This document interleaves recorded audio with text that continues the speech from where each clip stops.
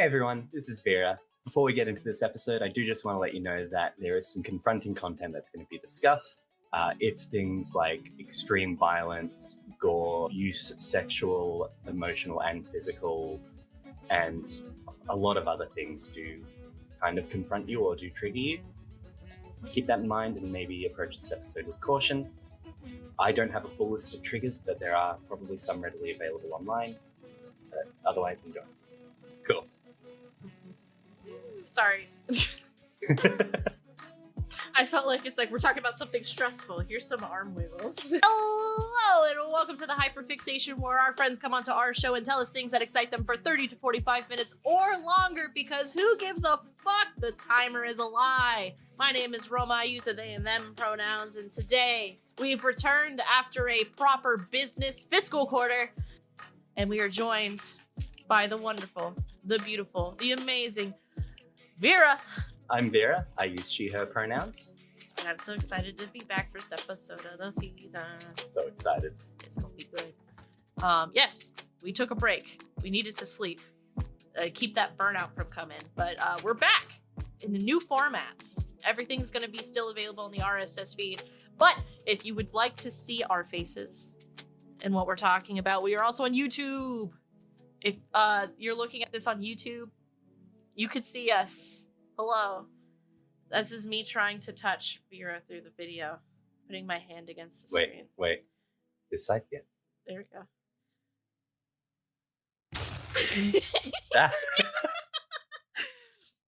We're good at this. We're so good at this. We're so good at this.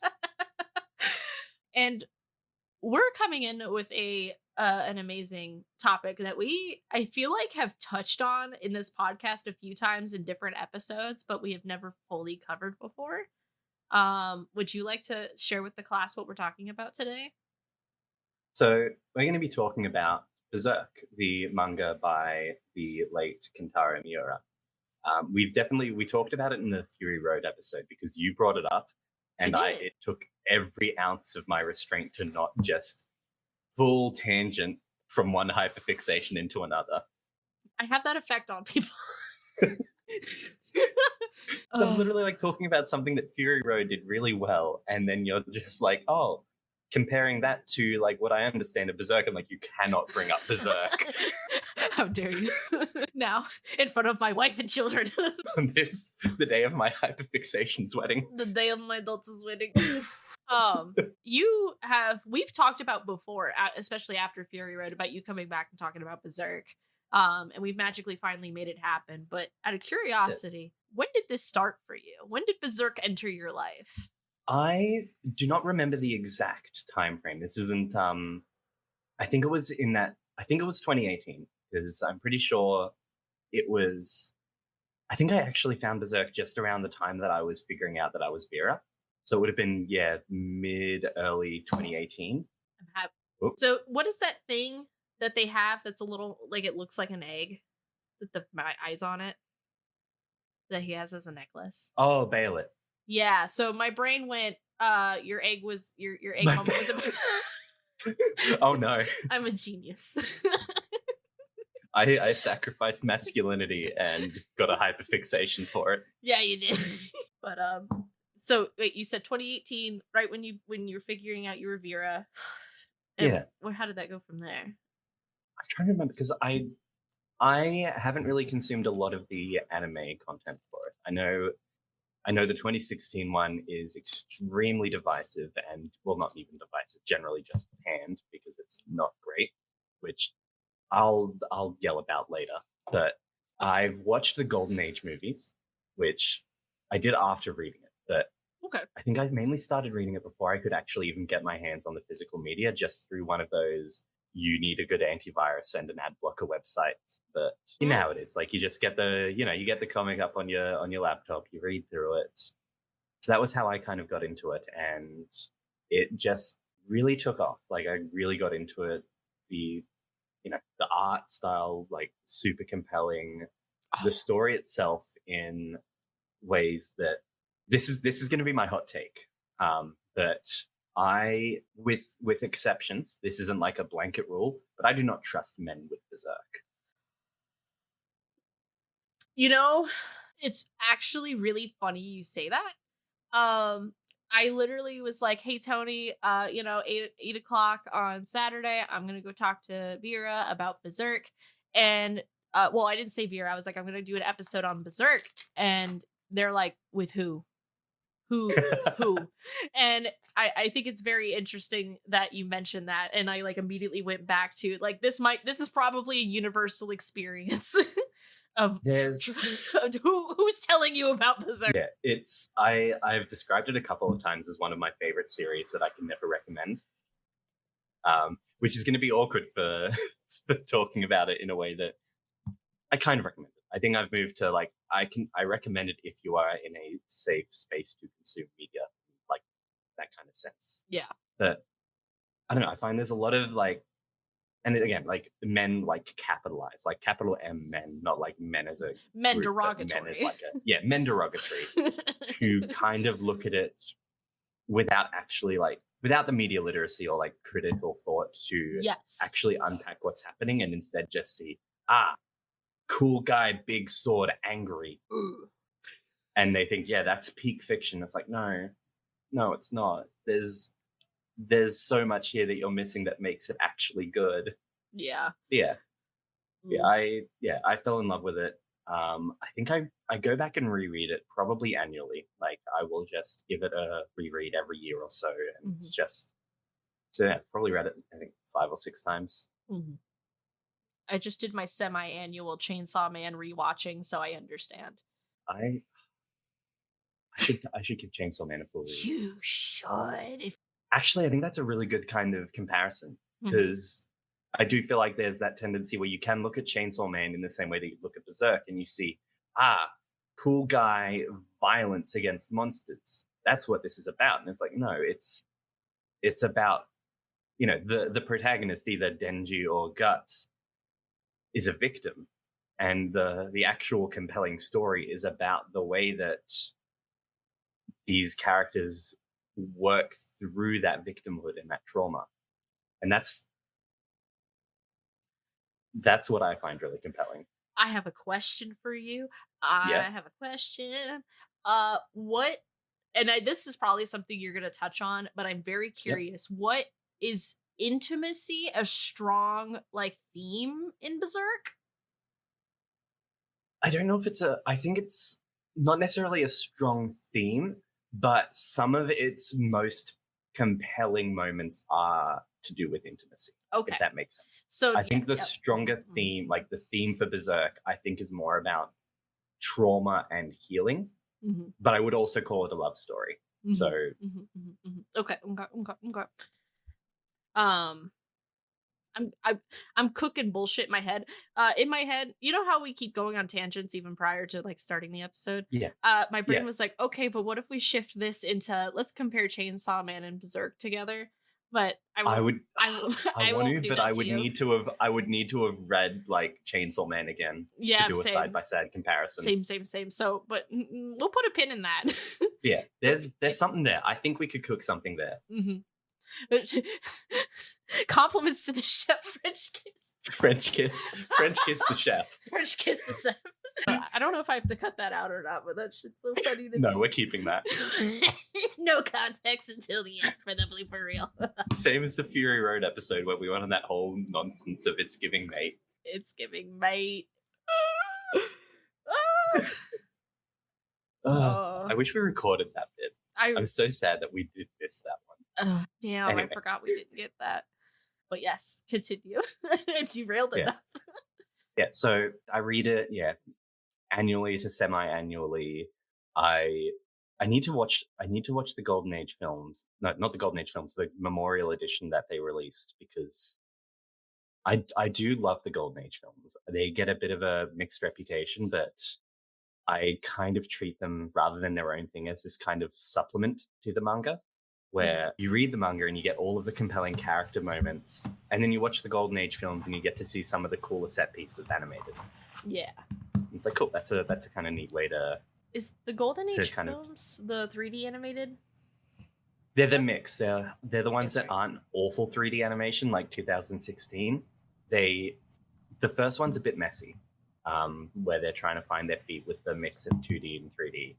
But the second and especially the third do the animation really well. Like the 3D moments are pretty seamless. The 2D is beautiful. My sweet precious boy Guts looks incredible in those, and I think that's what's most important. The sweet baby boy Guts. My sweet baby boy. Actually, this is a thing that's going to be fun to say for people who know what words mean, but it's completely true. Guts Berserk is my Blorbo. My sweet Blorbo. Yeah. That's yeah. I'm just gonna put him on a shelf and keep him safe, and occasionally just rattle him. What's up, little guy? And then, no, like, oh, I love that. I love that so much. Like, yeah, this will inflict some damage on people while being absolutely true. Oh yeah. Oh my. Oh, Sorry. What page did you open to?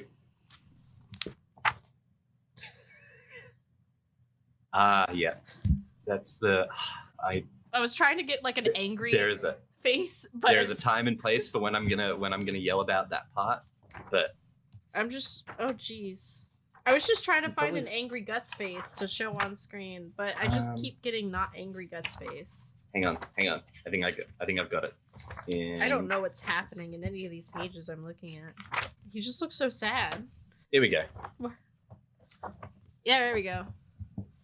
I can't see if I've got it on camera. Slightly it's higher. blocking the screen. Yeah. There we go. Griffith! Yeah. It was the book was blocking my view of my what was on the camera. Teamwork makes the dream work. Hold on. Griffith!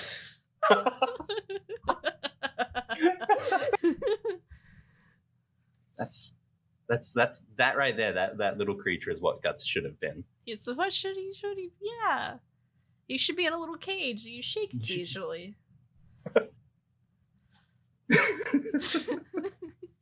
I love Berserk a lot. It's not like one of those hyperfixations where I consume all of the like related media to it and read all the interviews and all of that. It is just I am locked the fuck in on the manga and I read it far too often, and it's another one of those ones where every time I read it there's something new that I can discover that's really good. And I love those. I love when there's enough depth to kind of just be able to go back to something that you love and you have consumed constantly and know every inch of, and still find something new to like pick apart and enjoy. Oh, just like Chainsaw Man. We're gonna have to cook on that. Yeah. That's going back to the kitchen. But so it's 2018, it's 2024 now. That's 8 years of Berserk. That's incredible. Where do you want to begin? Well, actually, let me pause and I if it's cool with you if I share my experience with Berserk so people have a benchmark from where I'm at. Please do. I've one moment actually. I could get a literal physical representation of where I'm at. Roma's gone. It's just you and me, motherfuckers. I started this as a little bit and I don't know where I was going with it. Shit. Roma, when you edit this, you're welcome. I have lost full track of what I'm doing. Oh, Volume 1. Okay, so Volume 1. Volume 1. Let's see. I have always wanted to consume Berserk. I've always wanted to get into it. Oh, your camera disappeared. Why did I disappear? I don't know. Let's see. Uh-oh. Hang on. Guts tried to follow me too. It's Vera, still showing on. Reveal yourself if you're in the room. I'm doing a seance. I have a Berserk Volume 1 Deluxe Edition. Am I back? No. No. What happened? Uh-oh. Hang on. There you are. We found you. So, okay. I've always wanted to get into Berserk, but I didn't have like the right combination of scenarios to get into it. Like, for example, I didn't have like a readily available thing. I had a lot of other hyperfixations going on, or I forget it existed. But then my partner Tony got super into Berserk, like super duper into Berserk. We would have like daily conversations where he would tell me about what's happening, where he's at in the manga. He'll text me pictures of like panels that he thought was really interesting. And so I was like, okay, like this has been drip fed to me enough. And he started collecting the deluxe edition. And so he had lent out the first volume to somebody else, so I had to wait my turn. But once it finally came into my possession, I'm gonna say it was like a year or two ago. I had read about this far, if that makes any sense. But I had stopped. I can. Huh? No, I can figure out exactly where you are based on that. It was the scene when, like, I want to say that one of the first childhood flashback scenes, and if you know, you know. That one I had to stop, and it was just, it's heavy. So I went, extremely fair. Closed the book, and I was like, I'm gonna need a week. But I was really invested, and then I kept reading. And then life happened, and I didn't pick it back up since. But I did try to watch. I want to say it was one of the Golden Age movies. I do remember there would be 3D animation, and Griffith showed up, and Guts was fighting soldiers as a hired guy. It would have been like the kid one of him where he's fighting the big dude in the armor. Yes. Yeah. So that's as far as I got, but I do have extensive random knowledge through Tony's hyperfixations, but they're all like, it's like I have a portion of 1,000 puzzle pieces put together, and the rest of the puzzle pieces are just kind of everywhere. Yeah. Cool. But I do remember that I'm so sorry. I know I'm gonna the one last thing I do distinctly remember. It brought up a lot. It was like a trauma. What's the word? It's like being like seen. Like there's some aspects to the character interaction, specifically with Guts and Griffith, that Tony was able to like relate to in a way, and I did find that to be very beautiful in a weird dark way, of like that being seen, and also being able to see like almost like the fantasy version of what you're dealing with. But I'm sure you probably have some similar experience on that front. Maybe, I don't know. I'm kind of rambling. But I do think that kind of the talk about having the portions and the osmosis of it does give a really fun way to kind of structure how I'm going to be rambling. Like that gives me a good little bit of direction. Because you've got all these different pieces, and I, in preparation for this, spent a fortnight binge reading it. Nice. So I can put these pieces together for you. I'm so excited. So where would you like to begin? I think let's begin at the beginning. That's a good spot. Because you've read the Black Swordsman arc, which is the very first bit.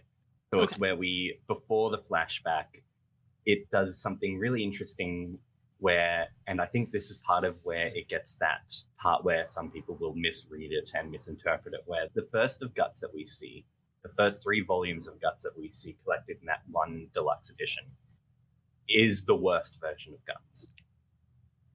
Like, we see this awful man who is consumed by nothing but a bloodlust towards monsters, who anytime anybody even lays a hand on him, like even if it's in support or comfort, he reacts violently to it. And we see, he's just genuinely a horrible person. Like the way he treats these, the monsters, who are also horrible, borders on like monstrous himself. Like it's a very clear, like towing that line. Like he's got this big fuck off sword that nobody should be able to use. And just enacts with absolute cruelty. Like the way the art frames, half the time he looks like the monster and the villain. And you kind of frame that with that typical kind of scale of like black and white, where like white is the good and just color, and our protagonist is the black swordsman. Yeah. And that's a really interesting way to kind of introduce it, because then we get to go back to the Golden Age and see where and why all of that came to be in a way that makes the Black Swordsman arc compelling in hindsight. Yeah. I think is the best way to kind of frame it. Like, the reason Guts uses such a big sword is because we see him literally from birth a mercenary. Like, his flashback begins at birth, where he is discovered born in a pile of blood and filth under the hung corpse of his mother. And that's where the story begins, like, chronologically. That's where we first start Guts' story. And you see that after that, he uses a big sword because he's raised among mercenaries who don't have, when he's taught to fight, he doesn't have an appropriate sized sword. A normal sized sword for 3-year-old Guts is, you know, an oversized weapon. Mm-hmm. And so that's all he's ever used to, and that's all that he ever uses. And then when we talked about Fury Road, I talked about how I really liked that we didn't see the trauma that happened, but it was communicated. Berserk does the opposite. And I think it, with a couple of glaring exceptions, I think it works for it. I think because Berserk is so concerned with being viscerally about horrible things happening and how we move on from them, it's kind of important to the story for those horrible things to be witnessed, because it isn't a story about overcoming impossible odds or good triumphing. It's a story about horrible things happening to somebody, and it's a story about how somebody can recover from that. And so in the first of several traumatic incidents, Guts is sold for the night to another mercenary. And it's from that moment alone, like from that moment where he is defensive and assaulted, that he, from then on, cannot sleep without a sword near him. Yeah. And anybody touching him, like anybody just laying a hand on him, gives that violent reaction. So when we, looked back in the Black Swordsman arc, when somebody, I think the character's name was Vargas. He was the one who was mutilated by the Count, the big slug demon. Yes. And wanted Guts to kill him. He goes to, he just casually, just lightly, in the way that you would, put a hand on anybody in a casual circumstance, just puts a hand on Guts and says, you have to stop him, you have to kill him. And Guts reacts with violence. Guts just pushes him away and calls him a monster. And I think he does the same to Puck, who is probably the best part of the Black Swordsman arc. I love Puck. Puck's a baby. He's my baby. I do hate that Puck, as the story went on, didn't get as many sincere moral compass moments and just kind of became the background comic relief, but I do love Puck. I remember loving Puck so much.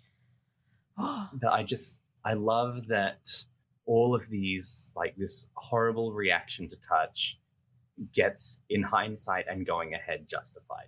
We see why. We see, this isn't just him being edgy. This is a trauma response. This is I do not feel comfortable with contact because of, just having that contact violated to me. Yeah. Which is valid.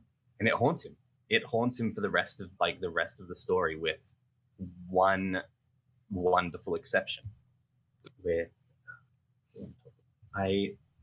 Another thing that I really adore with the Black Swordsman cutting into being the lead up to the Golden Age is the way that the two kind of stories handle the supernatural as this introduction. We see, the first things that we see of Guts is, and I think there's a lot of discourse about whether or not the first page of Berserk is canon now because of how contradictory it is with the rest of the story. But the first thing that we see of Guts is him fucking somebody who turns out to be a demon, an apostle, and him using that to lure them into a trap and kill them. So we know from page 1 that Berserk is a story about monsters and supernatural.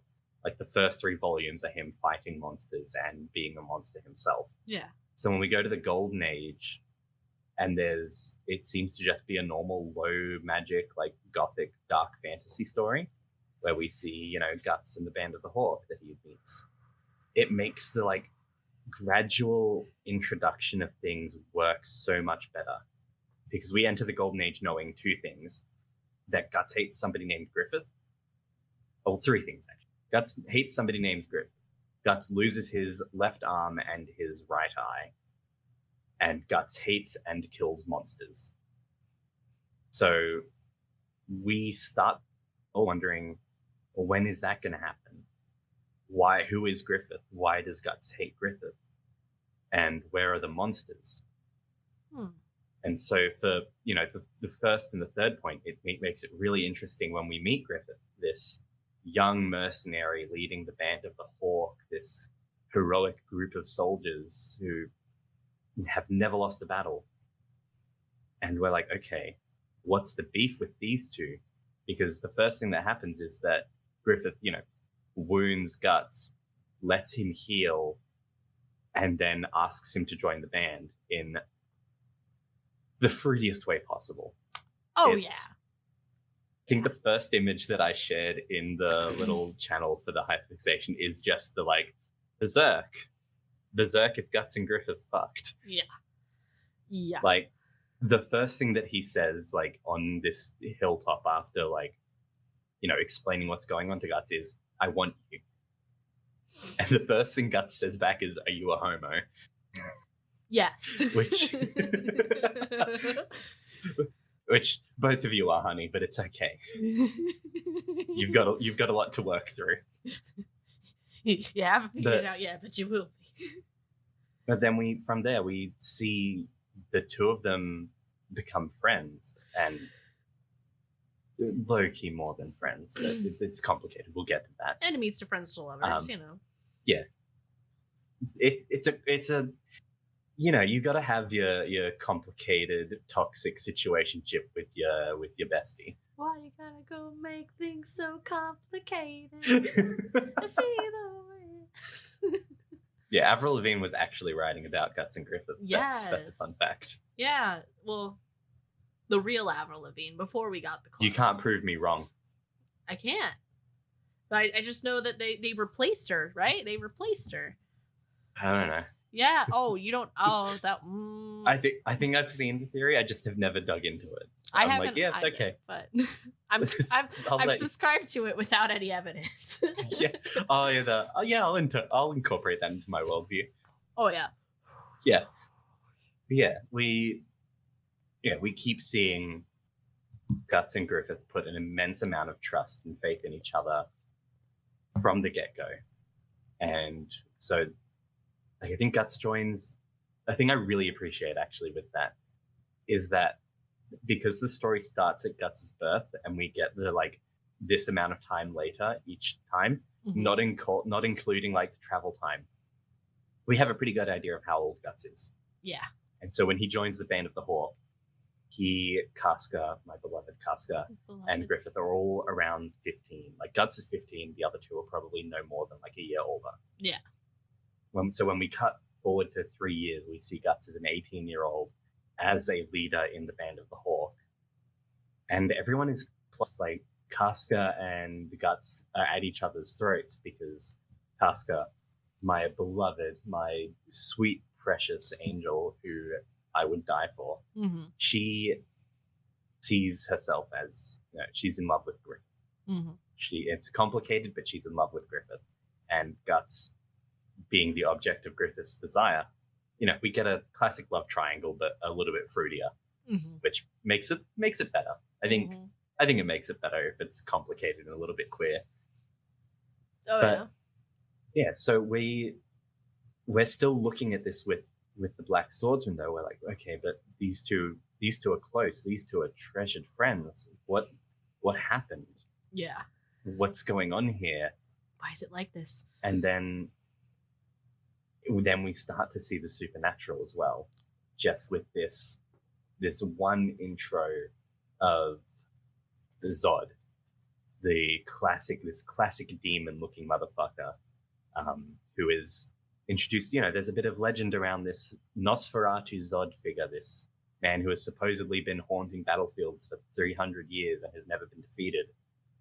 And the fight with that is the first time Guts sees a demon or an apostle, but it's not the first time that we've seen one.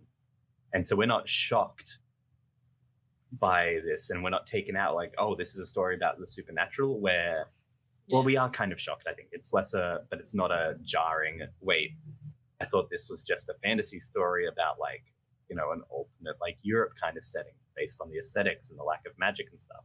Mm-hmm. Why is there a monster here?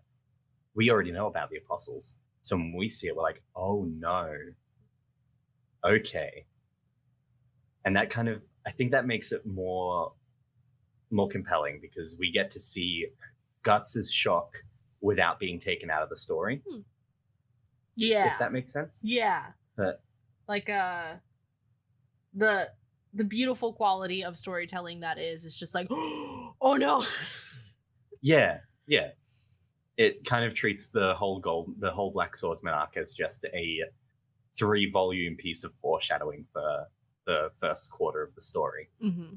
But that kind of sets the scene for the Golden Age.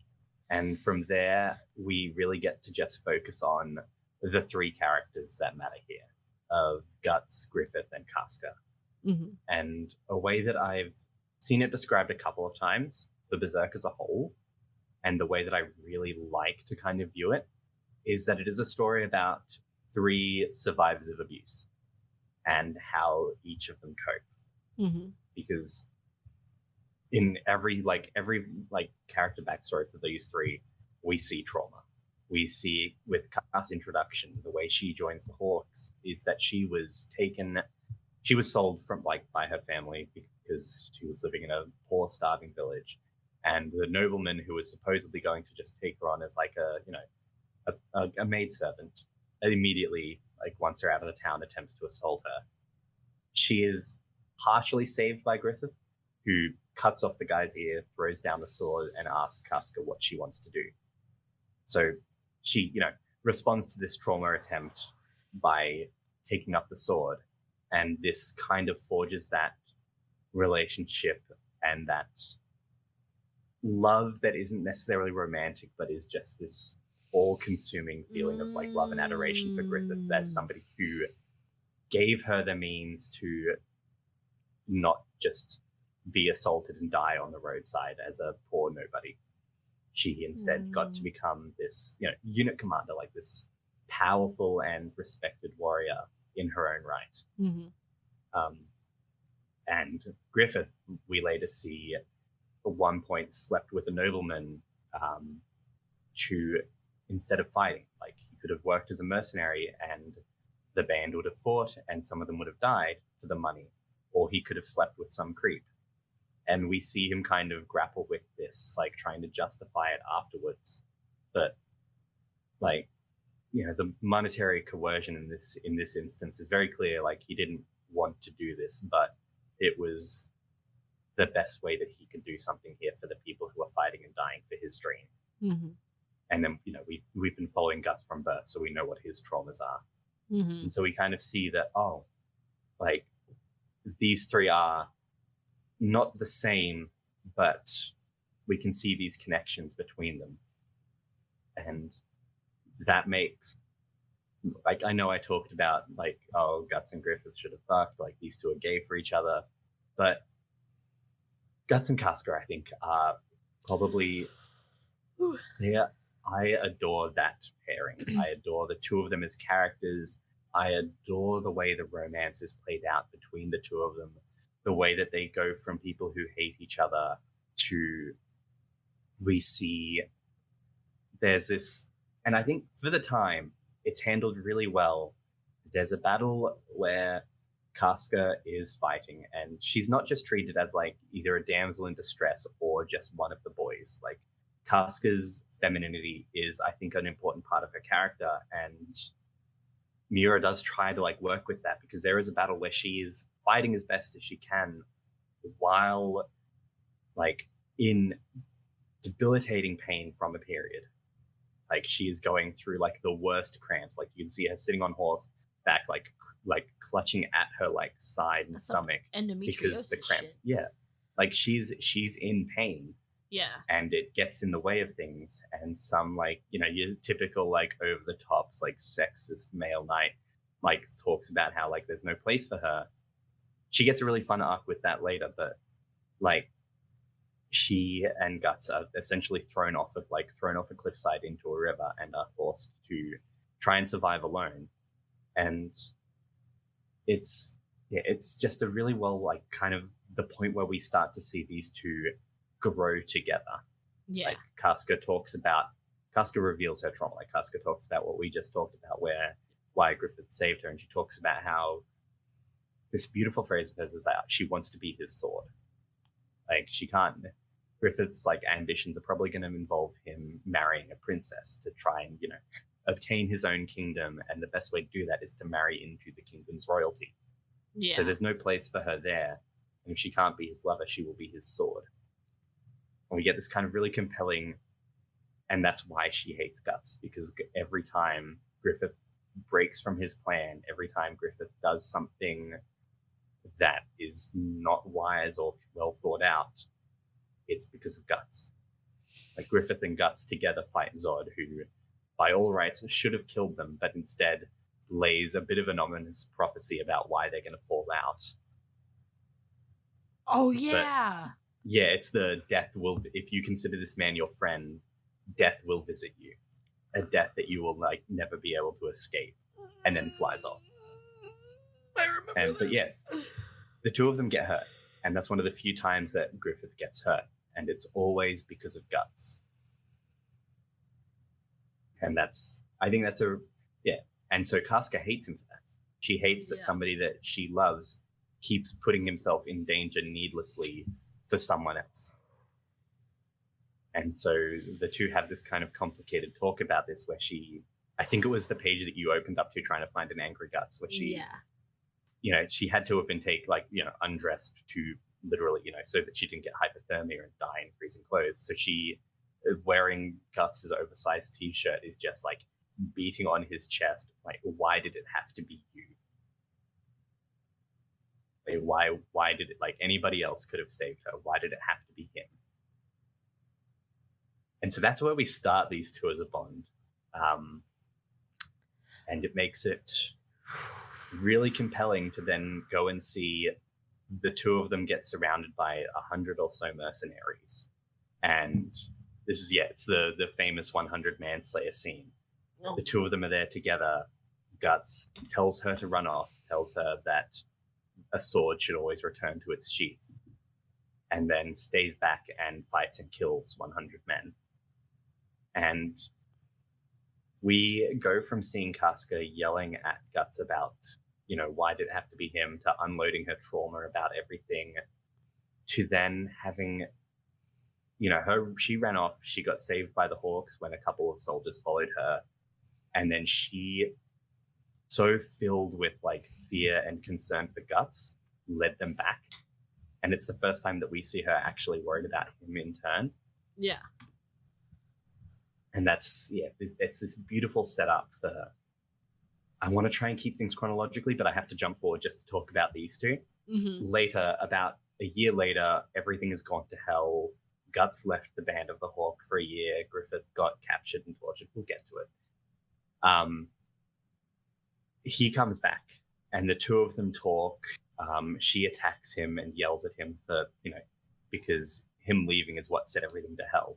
Anyway, this is one of the images that I sent to you, but we have the two of them fight. Casca has been leading the Band of the Hawk in Griffith's absence as a ragged band of survivors working to try and save him for a year. She is exhausted, she is tired. And so when Guts comes back and saves the day, she's furious with him, fights him. He didn't realize what happens, and so she wounds him, like, she stabs him. And he's just kind of shocked. It's like, no, that shouldn't have happened. And she tries to immediately, like, after that, just, I'm so tired, you take over from here, and tries to just throw herself off a cliff. He pulls her back up, yells at her about it, and then we get this beautiful page where it's their first kiss. Like, it's the one that I sent I'm This would be looking great at for the it. video viewers, where I think it is genuinely, this is one of my favorite pages of anything ever, because we get this beautiful little, like, he spends all this time here doing these beautiful spreads of the violent and the extraordinary. Like, there's so much spectacle to everything. Mm-hmm. And then we get this page of the two of them nearly kissing each other, like the closeness, like one of them goes for something, the other doesn't quite realize what's happening, so they back off. And after all of these close-ups of their faces as they try to like figure out what's happening, we just get this beautiful piece of art of the two of them kissing by a waterfall. And it is just Yeah, it's so I think the last time I did my reread of it, I genuinely almost cried. Like, it is just this. Yeah. Oh, it's from an art. You've mentioned in the past, especially in the very beginning of Berserk, where Guts looks like a monster, like he's the Black Swordsman. This is the lightest. Like, I need dark mode for this panel in comparison to the rest of the manga. This is the lightest panel I've seen, and that. To a degree, if I didn't know that was from Berserk, it'd take me a few extra seconds to figure it out. Like, it's just so light and so pure and so like, it's just so good. It's so wholesome. Yeah. That it's definitely a well deserved like breath of fresh air, but not in the sense that the rest of it isn't like a good to consume, but in terms of like the levity. It's a moment of brightness, and that to a degree is what Puck was really good for in Black Swordsman, where you would have these moments of humanity and levity amongst all of the awful. Yeah. But we get, it is, my favorite page. After that, the two of them do sleep together, which it gets complicated because that's where Guts' trauma starts to come out. Because, I mean, for both of them, I would imagine too, right? Yeah. But it does go a little bit weird where Guts has a bad flashback and starts just kind of talking and confessing. I think it's a bit of like he's not even fully aware that Casca is there. Like, he flashes back, sees as the two of them like go to like initiate, he sees himself as a kid with his own hands around his throat, and he comes to and his hands are around Casca's throat. He lets go immediately and starts just rambling almost incoherently about everything that happened to him. And the two of them, like, he goes to apologize, he goes to leave because it ruined everything, and Casca just wraps her arms around his back as he's leaving and just and they just essentially it's like they have sex, of course, and it's great and they deserve it, and we love them for that, but they also just take this time to lick each other's wounds. Like, they take this beautiful moment of, and I think, again, that's why we needed to see all of the horrible things happen, so that when we see the two of them together, like, essentially licking each other's wounds and recovering together, it makes it that much more beautiful, because even amongst all of this horror, they can share in this trauma, they can relate, and they can move through it together. And that just, it makes it so beautiful. Those two are, I think, it does, and I'm having a moment here about it. That's my emotional support head couple. Yeah. Hold on. We need to get him a Casca. Who's gonna be Casca? You're gonna find this funny. Oh boy. Are you grabbing a cat?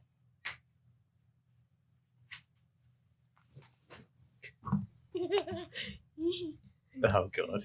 I thought you were gonna go grab one of your cats. Oh. Egg. It's Gudama. It's Gudama with his soy sauce, so that's gonna be Casca. Here, let me move them.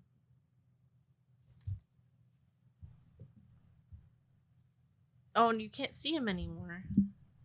So you're gonna go there, and you're gonna go You can't see her, but she's there now. We know they're there. Yeah. Oh, we're gonna meet a Griffith. Osium? I don't know what that is. It's If it's bad, keep it there. It works. It is bad. It's bad Okay. for the ozone layer, I swear. All right. But, yeah. So that's one of the compelling parts of the Golden Age and later arcs as well. But I think we probably also need to talk about the Guts and Griffith shaped elephant in the room. That's a hell of an elephant. It's a hell of an elephant. But it works really well as well. Like, it's one of those ones where it's like, yep, this does seem very queer coded, but even if it wasn't, it's still really compelling. Guts has, over those 3 years found a place where he belongs. He's got someone who keeps putting himself in danger, a person who keeps forgetting his dream for Guts. And one of the earlier parts after Guts went and did some dirty work that no one else in the Band of the Hawk knows about, like he went and did an assassination, killed somebody off the battlefield. We see this scene where Griffith is talking to the Princess of Midland about his friends and about the Band of the Hawk and what they mean. And he says that they are his comrades and he treasures them, but they're not his friends. Because a friend is somebody who has their own dream and who doesn't let another person's dream like run the course of them. And I think I shared these two images, and it's for a man to be my friend, he must be my equal.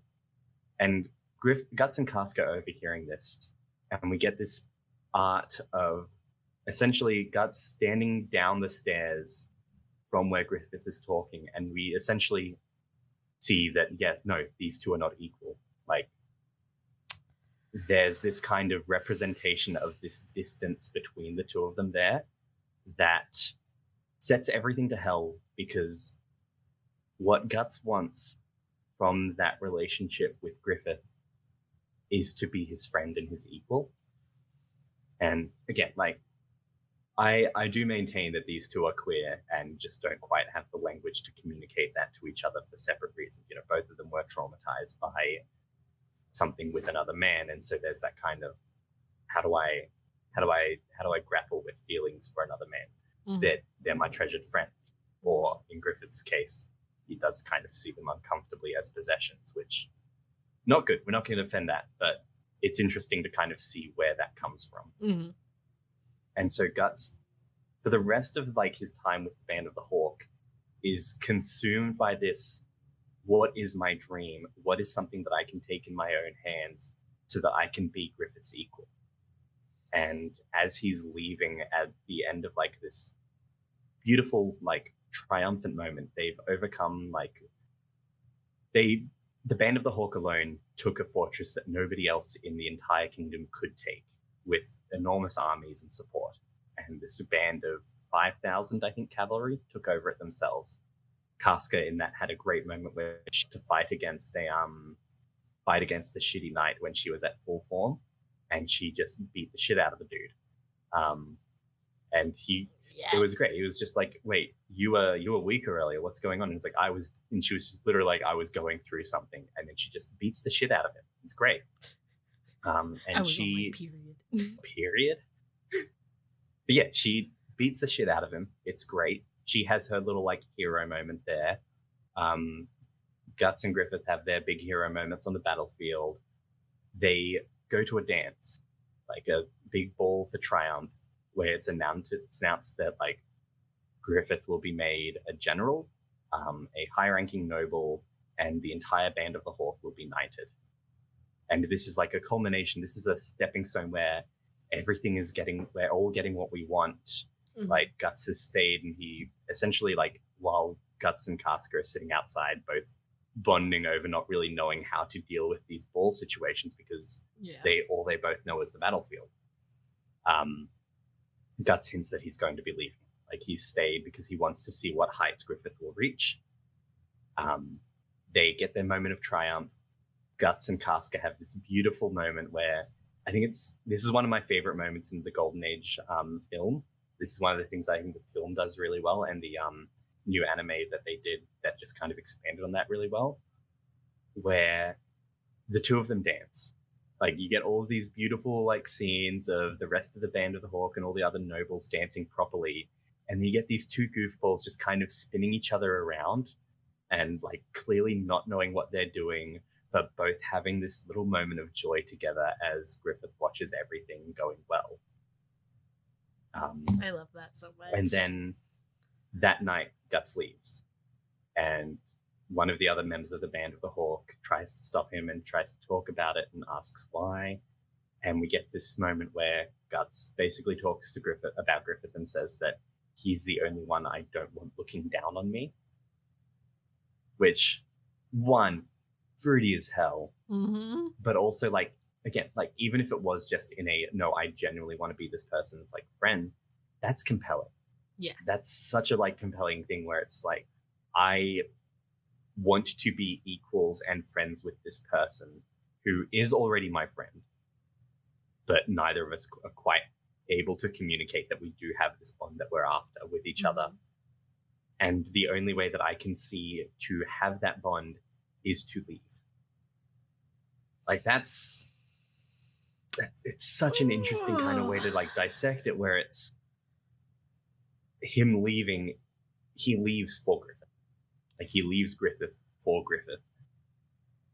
And we get this scene where, mirroring the way that they met and the way that Guts joined the Band of the Hawk, the two fight. And it's this beautiful scene where instead of this long drawn out fight, we get this doubles page spread of the two of them in a snowy field with one tree, swords drawn as the sun rises. And the battle is decided in one cut.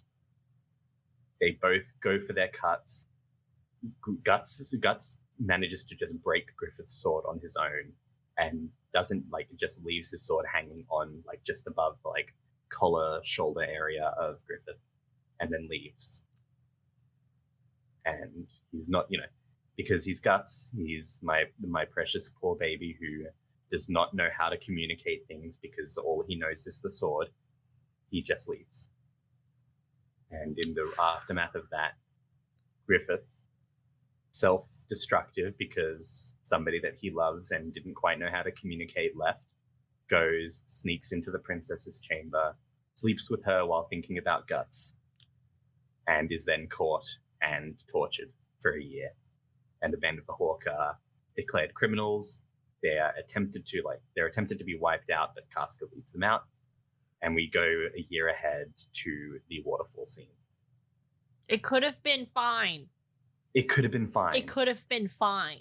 And that's what makes it so compelling as a story, because we had everything that we wanted in our grasp, but we know that it's not to like, it can't be. I think Hadestown does something kind of similar where it talks about we know how this story is going to end. So from there, we do cut to where things go bad. And that's the bit that there is one bit in the Eclipse kind of saga that I think is the one bit of Berserk that I cannot defend. And that's Wild. So Wild is a character name. He's essentially a criminal that leads a group of awful mercenaries that the kingdom had. And so when the Band of the Hawk rescue Griffith from his year of torture, where he has been mutilated, like his tongue is cut out, he is like emaciated, the tendons in his wrists and ankles are severed, so he can't walk or hold a sword again. Like, he's just a shell. Like, there's no coming back from this. He's been tortured to a point of living but no recovery. The king, who is not a good person, then issues the Wild and his crew to go and attack. And this is one of these areas where there is some graphic things that are displayed that I don't think really serve any purpose. And that's it's the one part that I really can't defend. So we're just going to cut past it. The only good thing about Wild is that his design as an apostle was the inspiration for the Fire Giant in Elden Ring. Oh. Yeah, so you know the big eye in the fire giant's chest? No, I have to actually look at. I have not played Elden Ring, Yeah. but let me Ah, pull it up. Uh, so as I'm pulling it so the up. fire giant and Berserk. Fire giant is yet another Berserk reference. But it's a reference to one of the worst parts of Berserk. Elden Ring. You know what's crazy is that I have distinctly heard somebody say that Elden Ring is Berserk inspired, but I completely Oh. forgot. Pretty much every From Software game like is Berserk inspired. Like the big fuck off sword. Like there is, I think every game has a sword that's called the Great Sword. That is Guts' sword. He's got a big old nose on his chest. He's sniffing.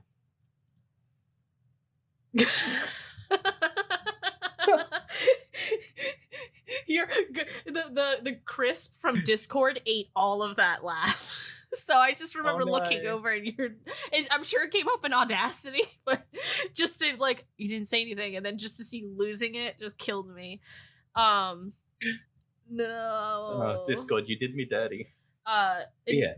Oh man, that's so hype though. From FromSoft, you said? Yeah.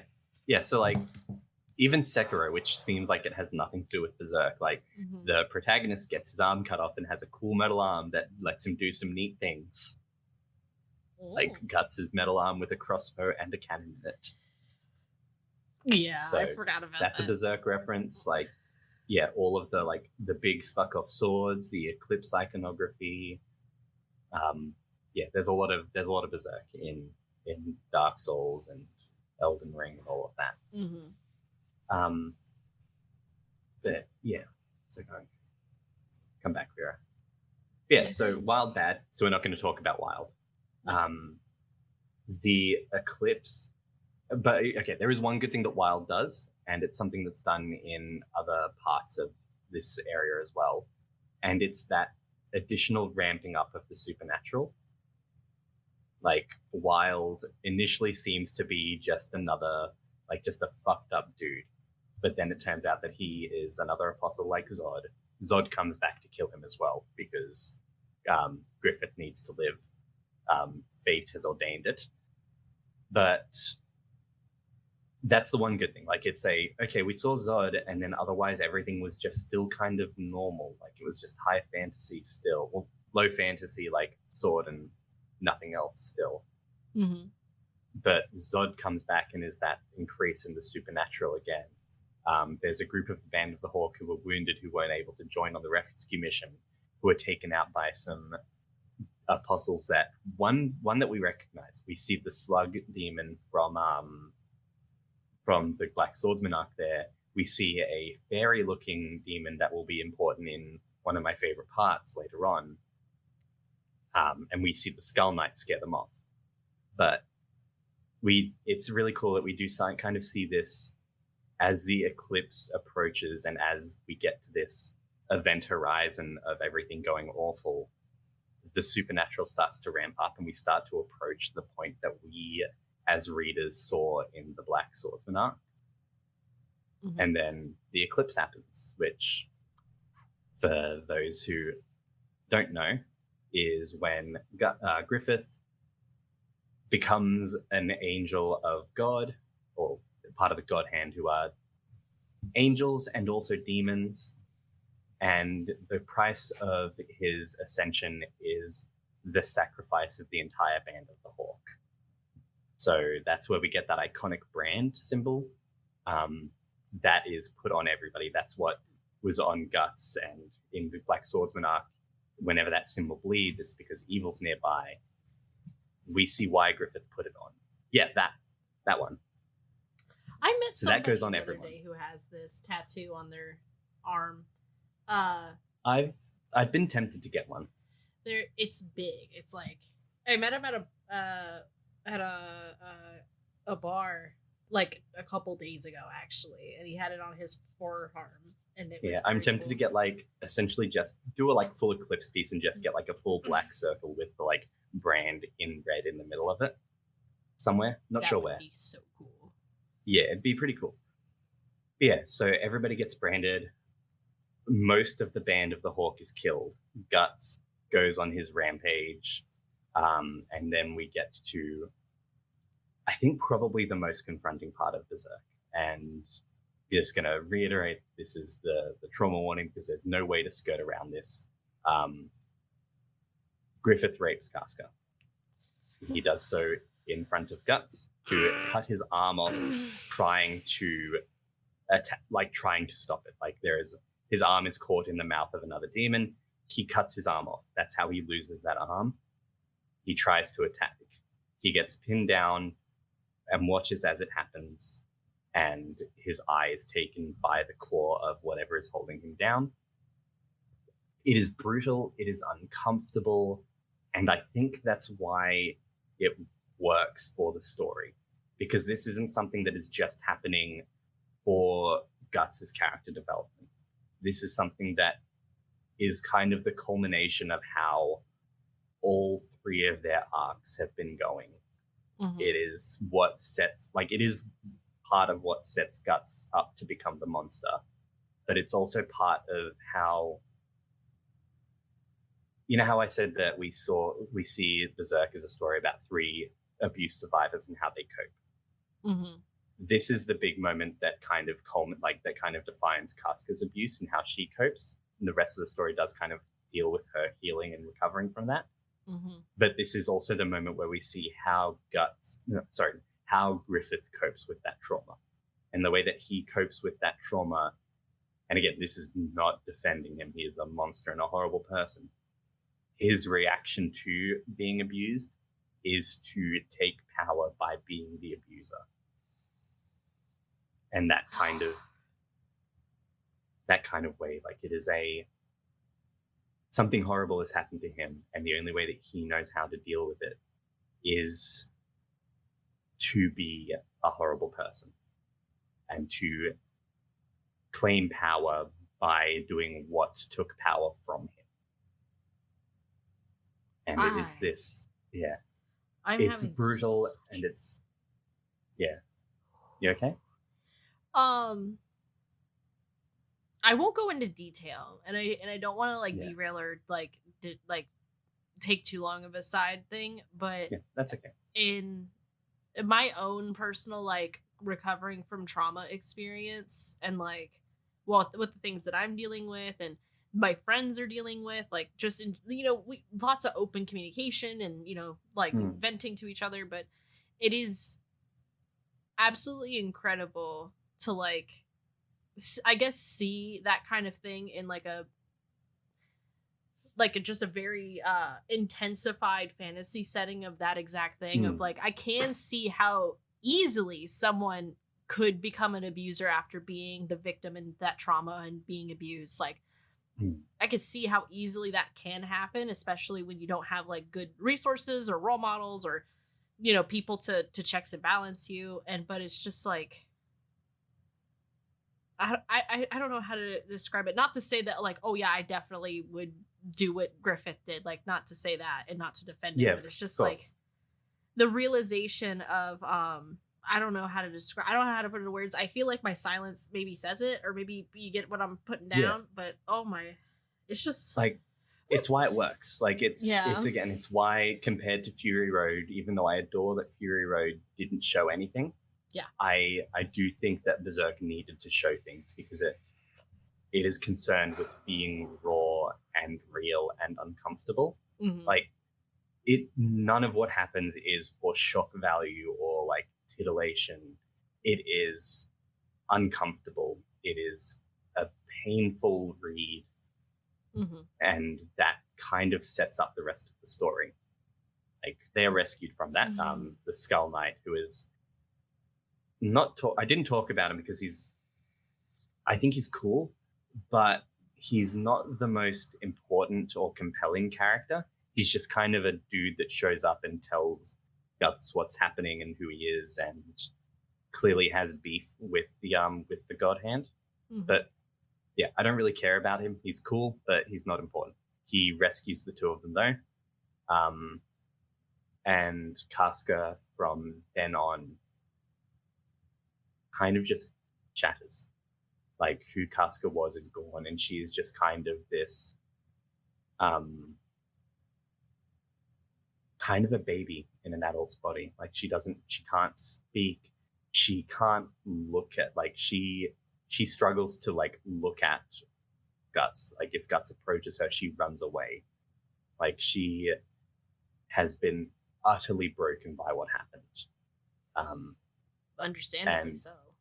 in a horrible twist of events, she was at the time of what happened pregnant, because when Guts and Casca slept together, the baby then became demonic in a weird thing it's so yeah, in the aftermath she gives birth to essentially a apostle baby. It's just a demon baby that only appears as a spirit in the same way that like demons and ghosts do. The demon baby is an important character in the plot, which is wild, but yeah, Casca is completely destroyed, and it is heartbreaking. And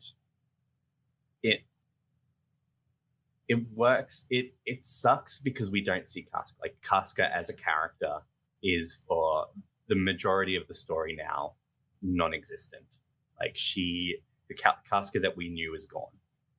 But I think that kind of works because we did get, Casca was such a well done character and so clearly defined and strong, not in the problematic strong female like character, like capitalized for emphasis kind of way, but in a, she is strong and she is fully realized as a character. And what has happened to her pushes Guts to go off and become the Black Swordsman and be an awful person. But it doesn't just it isn't just for his development. Like it breaks our hearts, and she is still a relevant character. Like she doesn't just get fridged and pushed to the side. It makes the Black Swordsman arc that we saw, where we saw Guts as a monster, all makes sense now. Like we know why the monsters are there, and we know why he's killing them all, and we know who Griffith is and why he hates them, why he hates him. And so when the Golden Age arc ends with Guts leaving, we know where he goes and what he becomes. And it makes it less he's off being a cool hero and it's something that he gets called out for later, where it's obvious he's running away. Him going on just these suicidal missions where he almost dies every time and just kills and reduces himself to a monster. It's not him being a hero. It's not him raiding the enemy camp as he justifies it. It's him running away from what hurts him. Yeah. It's the fact that he can't look at what happened to Casca without, like he can't do it. And so he runs away and he goes and he kills monsters about it. And that's the intro. That's the first quarter of Berserk. Yeah. That is, and half of that, the majority of that was an extended prologue. Yeah. And I think, again, why we need to see all of it is because it's a story about trauma and about healing. Because the rest of the story is about both Guts and Casca healing. It's about their recovery from that. And yeah, with that, we cut to the Lost Children part of the Conviction arc. Conviction is, I think, my favorite arc. It's the part where we've seen Guts at his worst. We saw how he got there. And in Conviction, we finally get to see the attempt for him to come back. Like we see not him healing, not him getting fixed and becoming Guts again, but we see the want to come back. We see the beginning of that. And it's the reason that I fucking hate the 2016 anime as much as I do, because it's my favorite part and they just massacre it. Oh no. Like they reduce it to 12 episodes. They cut out some important parts. Like there's a part of, it's a lot of the time treated as a separate arc, but it is part of Conviction. It's called the Lost Children arc. And on this reread, I fell in love with this part of the arc a lot more than I did previously, because it's another self-contained black swordsman part, but it leads directly into conviction, and it sets up the theme for conviction. So we go back to Puck and Guts traveling together alone. They save a little girl from a possessed tree, a curse and possessed tree. And then they find out that elves, in quotes, are haunting her town. Elves from the Misty Valley. Okay. And the whole arc is concerned with that. And it's concerned with this horrible town, this little girl who has... This is one of the ones where it does do a good thing of telling and not showing. This little girl who is implied to have been assaulted by somebody in the town. Her father is a drunken war veteran. Her mother is meek and abused and doesn't stand up for herself. And her dear friend, Rosine, disappeared 3 years ago. Said that she was running off to join the Valley of the Elves, like one of the... I think she tells this fairy tale of Pekath, who is an outcast elf, or thinks he's an outcast elf. And there's this tragedy of this. It's a fairy tale in the story. It's not actually even a real thing that was there, but it's this fairy tale of a boy who was saved by elves, and because of being saved by elves, he looks different and is treated like he doesn't belong.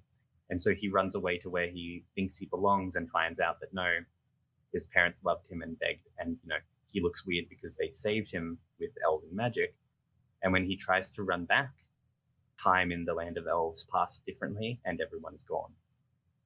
And that's just a fairy tale that kind of matches the theme of this arc, because we find out that the elves that have been terrorizing the town are pseudo-apostles that Rosine, a little girl who was potentially born of assault, in the 100 Years' War, it's unsure if she is her father's daughter or if her mother was assaulted and gave birth as a result of that. So she runs off and essentially, we find out later, sacrifices her parents to become an apostle. And she takes up this butterfly fairy-looking appearance, and she abducts children and turns them into elves, who are these little wasp-looking, not demons. And Guts, this is where we see the kind of interplay between Guts and the Black Swordsman, because there is Guts who sees in both Rosine and in Jill, the girl he saves, and the girl who kind of becomes the audience surrogate in a way. He sees himself. He sees the abuse that happened to him. And so he can't be as ruthless as he normally is. Yeah. But he still hates demons, and he still hates Rosine, because Rosine was one of the apostles who did kill some of the Hawk. And she is, abducting children and turning them into monsters and killing people. And it's just this heartbreaking area where we see that neither of them are good. Guts is at his most monstrous. We see in these weird birthing pods where the kids are turned into the monsters, he burns it. He sets it on fire, and he uses that fire to draw Rosine out. And then he himself winds up on fire, but he uses the blood and gore of one of these children that is in a cocoon to put out the fire. Oh my gosh. That's insane. And yeah, he doesn't kill her in the end. He mortally wounds her. Puck reassures her that no, you're not an elf, but there were elves here. You running away here wasn't without reason. There's traces of elven magic here. He gets attacked by some holy knights who are pursuing Guts. Guts gets attacked and flees, and Rosine dies trying to go home. And it's heartbreaking in just the most compelling way. It is such a little self-contained arc that does so much in such a small runtime. And we cut to two of the images that I sent in the thing that can show. We get Jill trying to follow Guts because she is tired of being at home, and the part that I didn't show is him being surrounded by monsters in that black silhouette where all you can kind of see is the one eye that he has, and it looks more monstrous than human. And he's like, this is what waits you when it runs away.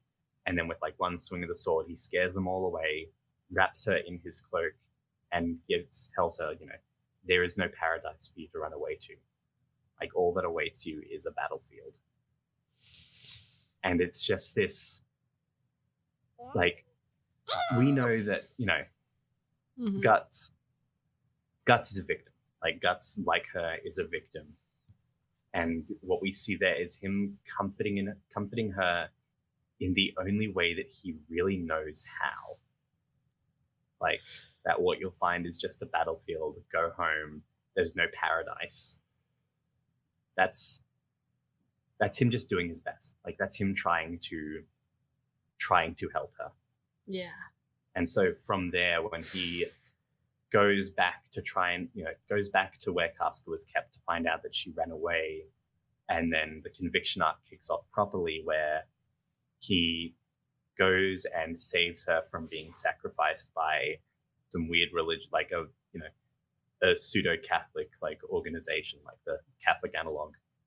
And we see this kind of false eclipse happen, and the demon baby is used to, things get weird, and it's hard to like do the Cliff's Notes without going for another hour talking about it. But yeah, you're good. Griffith is reborn into the world as a being of flesh, but as a being of absolute perfection and not being able to be touched, by being sacrificed in a pseudo eclipse and taking the body of the demon baby. So Guts and Casca's kid. There's an apostle that looks like a Baelit, and it wants to sacrifice itself to give birth to a perfect world. And so when it finds the demon baby, who follows Casca around because it follows its mother, and protects its mother from bad spirits, when it finds it wounded and pathetic and dying because it's a weird little demon baby, he takes it and is like, okay, well, you can die with me and we can be reborn in the perfect world. And what happens is that Griffith is reborn using that demon baby as a kind of conduit, and along with the sacrifice.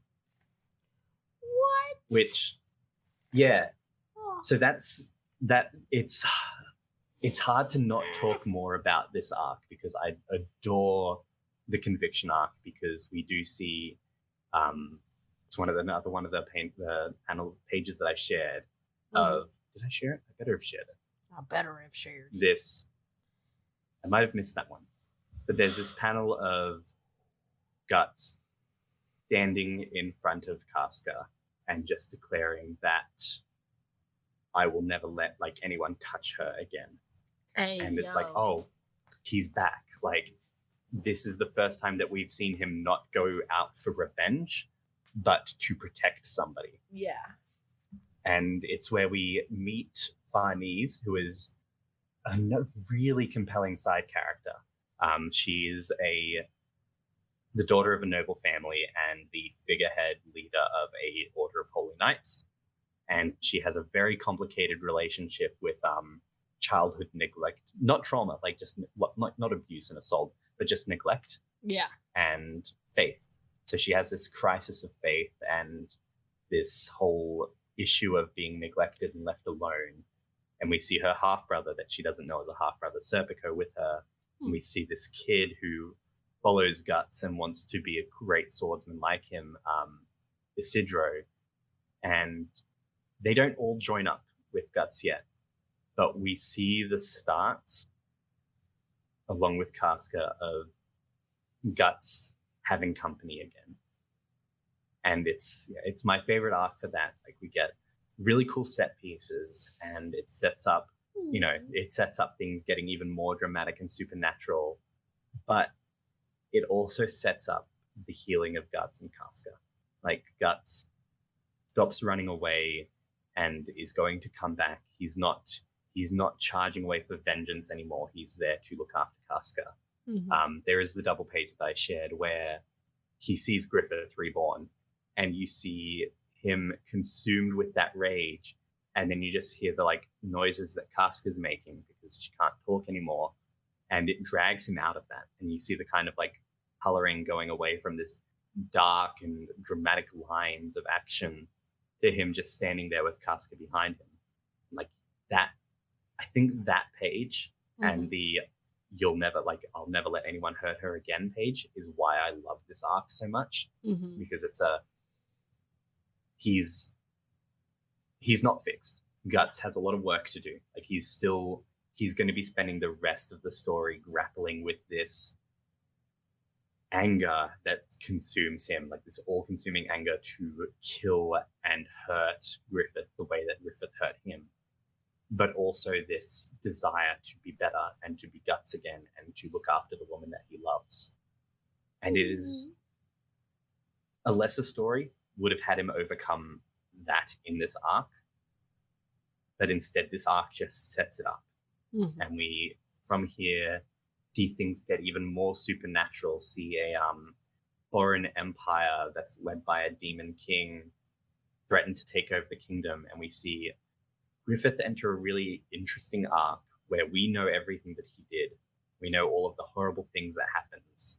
He confronted one of the other survivors of the Band of the Hawk who wasn't in the eclipse, the kid Rickett, and says, you know, if you find out what happens and still share my dream, I cannot deny you, and then leaves.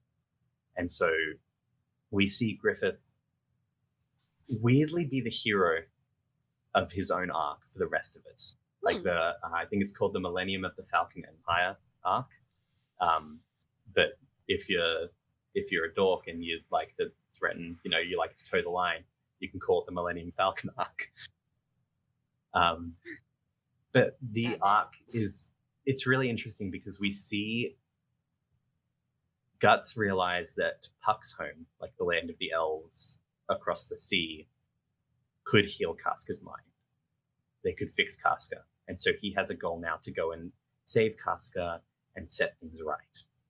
And that's what we kind of follow him to do as he collects companions. Like he collects the others that I told you about and the witch Shirke.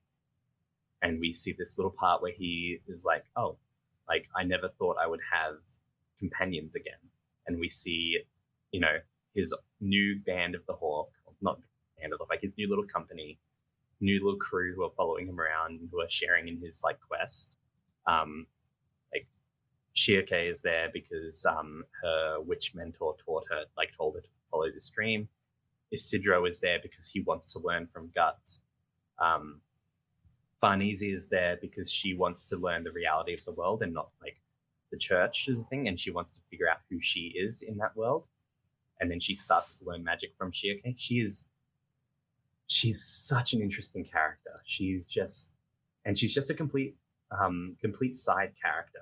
Like she has no like she's not the hero, the protagonist, but she could be like a protagonist in her own story. Like, you know, the self-excommunicated leader of an order of holy knights who is following this man with a reputation for being a monster because she wants to learn the truth. She wants to learn what is really happening in the world, and she wants to feel useful. Like she wants to find out what she can do, and she wants to be able to do something. And that something is for her in the end learning magic and also being Casca's caretaker. Because before she joins up, while they're traveling alone, Guts is always struggling with this beast of darkness, this iconic demonic wolf-looking figure that is in his psyche that is kind of insistent that no, you're not here to like, you don't want to help fix Casca.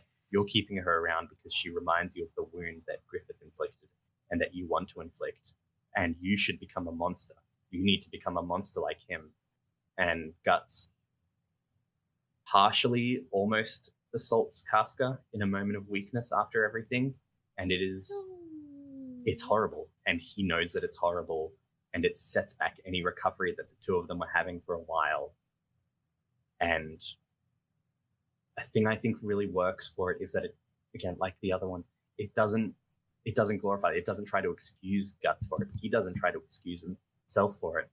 But it's why he lets the others follow along, because he can no longer look after her himself.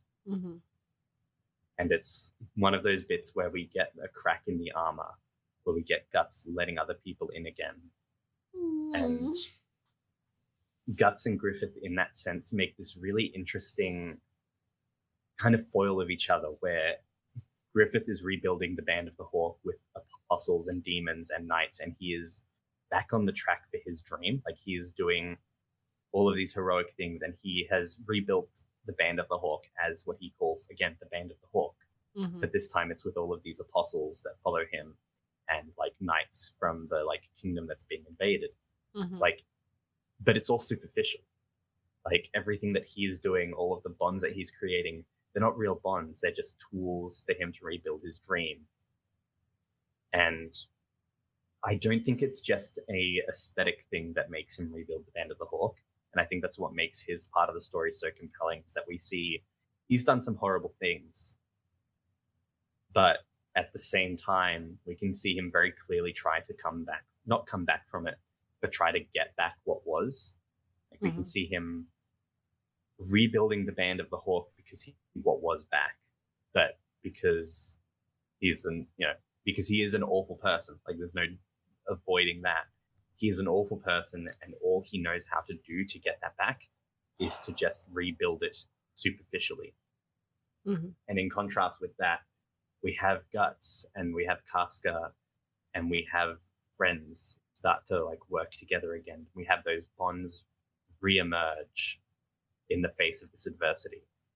And so we're, contrasting a superficial attempt to rebuild the Band of the Hawk to a not rebuilding of the Band of the Hawk, but a new thing that carries on its spirit more genuinely than anything else ever could.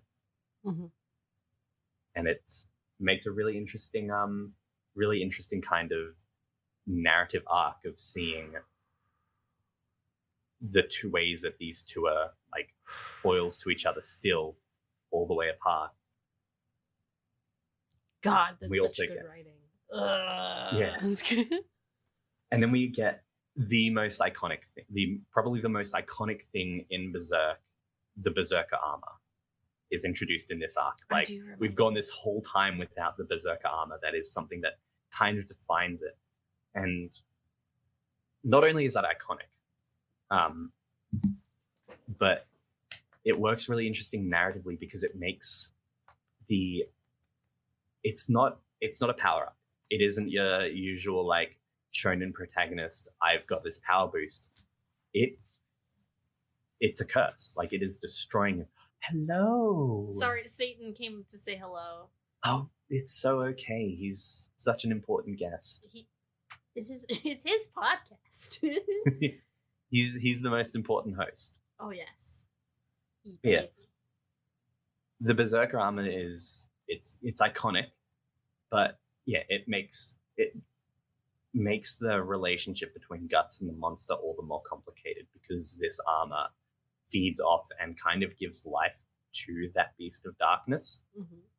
But it's also the only way that Guts can be strong enough to fight the monsters that threaten them. And so we have this kind of interesting interplay between, oh, this armor is legitimately slowly killing you, but it's also the only thing that's keeping us alive. And so it makes it, like, Guts, when the group finally reach Elfhelm, as it's called, the island of the elves, Guts without the armor is genuinely weaker than he was before the armor. Like, he is debilitatingly weak. Like, his hands tend to not stop shaking. He's starting to lose some sensation, and he can't swing the sword that he used to be able to wield with ease without the armor. Like, it's both him at his most powerful and him at his weakest. My baby. And also it low-key kind of turns him into like a DILF at the age of 20. The frog he had is the Berserker armor. Sorry. But yeah, like there are the two images of him in the Berserker armor that I shared that are just him looking filthy, but with that little white streak of hair. I don't like. He looks like more of a DILF than a man in his 40s would, and this Guts is no older than like 24. Father apologies. Father apologies. Real. Yeah, that's what you know how like presidents, because they're so under so much stress, they get old really, really fast. Yeah. Like, for sure. Like he's about to hit retirement age and take out RMDs. Yeah. That's a joke for me and me alone. But yeah. No, that man has been through some shit. Yeah. That man's older than me. I know he's only 24, but Yeah, right? Like that little white it's insane that he is both so fine and so like he's so fine, but he's not fine. He's not fine, but he's so fine, and I'm so normal about that. I'm so normal about this, capital so C. Normal about I'm so capital C normal. And that's also just for us. It's just for us. Man. It's really compelling and incredible. We get, right before they get on the infamous boat arc, we also get one of the most iconic moments with the Berserker armor, where some of the Band of the Hawk have the new Band of the Hawk. Oh no! Oscar, no. Some of the new Band of the Hawk have shown up in the city that Guts and his crew are trying to leave, because the evil Demon King army is also attacking there. Mm-hmm. And it's all part of this complicated thing. But there's this moment where we see Zod and Guts team up. Mm-hmm. And it shouldn't be a thing. Like, these two have been enemies as long as we have known Zod. Yeah. There she is. There she is. Right where she belongs. Can you still hear me okay? Yeah. There we go. Yeah. The two of them should not be teaming up. But it is the coolest fucking moment ever. Like, you see Zod in his full demon form flying through the sky trying to fight this demon that appears as a cloud of thunder. And it's like, well, this sword that I have can't cut through, like, nothing can cut through this thunder. And because Guts is completely separately fighting the cloud of thunder demon at the same time, the two of them wind up like crashing into the water together. And as Zod flies out, Guts is on his back. And it's like this, we can fight later, but for now, you're going to fly into the heart of that, and I'm going to cut this cloud of thunder with this sword that can do it. And it's stupid. It works, and it fits perfectly. Like the story, like no other story would make it work, where these two arch enemies team up, and it is both narratively like consistent and objectively fucking sick. Yeah. Like it's another thing that I think is really important about Berserk, is that, you know, we talk about all of these heavy moments and all of these soft moments, and how the heavy moments lead to the soft moments of healing, and how it's, you know, it is a story about trauma and healing and a love story. It is also a cool as fuck action story. And there are moments of spectacle and action that just objectively fucking rule. Like Guts fighting 100 men. Cool as fuck. Guts getting the Berserker armor. Cool as fuck. Oh yeah. Guts and Zod teaming up. So fucking cool. Like, there are all these really cool moments, but I think, yeah, it balances this interplay between these moments are sick and rule, but it isn't just about the spectacle. It's about the moments that drive those spectacle. It's about the moments that lead to them, and it's about the moments of recovery after. Yeah. Like, every dramatic scene of conflict has a softer moment after it. Like, there's a whole, you know, saga of them getting into the city, where they're trying to get a boat, and then there's winds up being a little moment where we leave Guts. We don't follow Guts for a little while, and we follow Shiake and Isidro, because Shiake is a witch and is used to living alone in the wilds, you know, with her teacher and not interacting with people. And then she winds up in this big, busy city and having to blend in and not be a witch. And she struggles with it. Like, she's so far away from home in a place that she doesn't understand. Her teacher that she adores has just died. I think we see her earlier on the beach in the panel that I showed of Guts putting like her hat back on, like she's struggling. And then after all of that, we get this really cute moment where the whole gang are together as this dysfunctional little family unit of like Guts, Casca, Serpico Farnese, her, and then Isidro, and Puck as well. And Vera, I think it is, who is Shirkei's elf. And we get this little moment of them all at a pub, like enjoying each other's company, and then eventually starting a fight because somebody spills a drink on Shirkei's new clothes because she's got civilian clothes and aren't witch's robes now so that she can blend in. And she just has this moment where she's like, oh, you know, like everything's awful. I hate being away from home. I hate that I can't go back to my home. My teacher isn't there anymore. These people are strange and they don't understand the world. But she feels like she gets this moment of belonging when Guts literally just punches a guy out for spilling a drink on her. Like, it's like, that's what you get for spilling a drink on our girl's like new dress.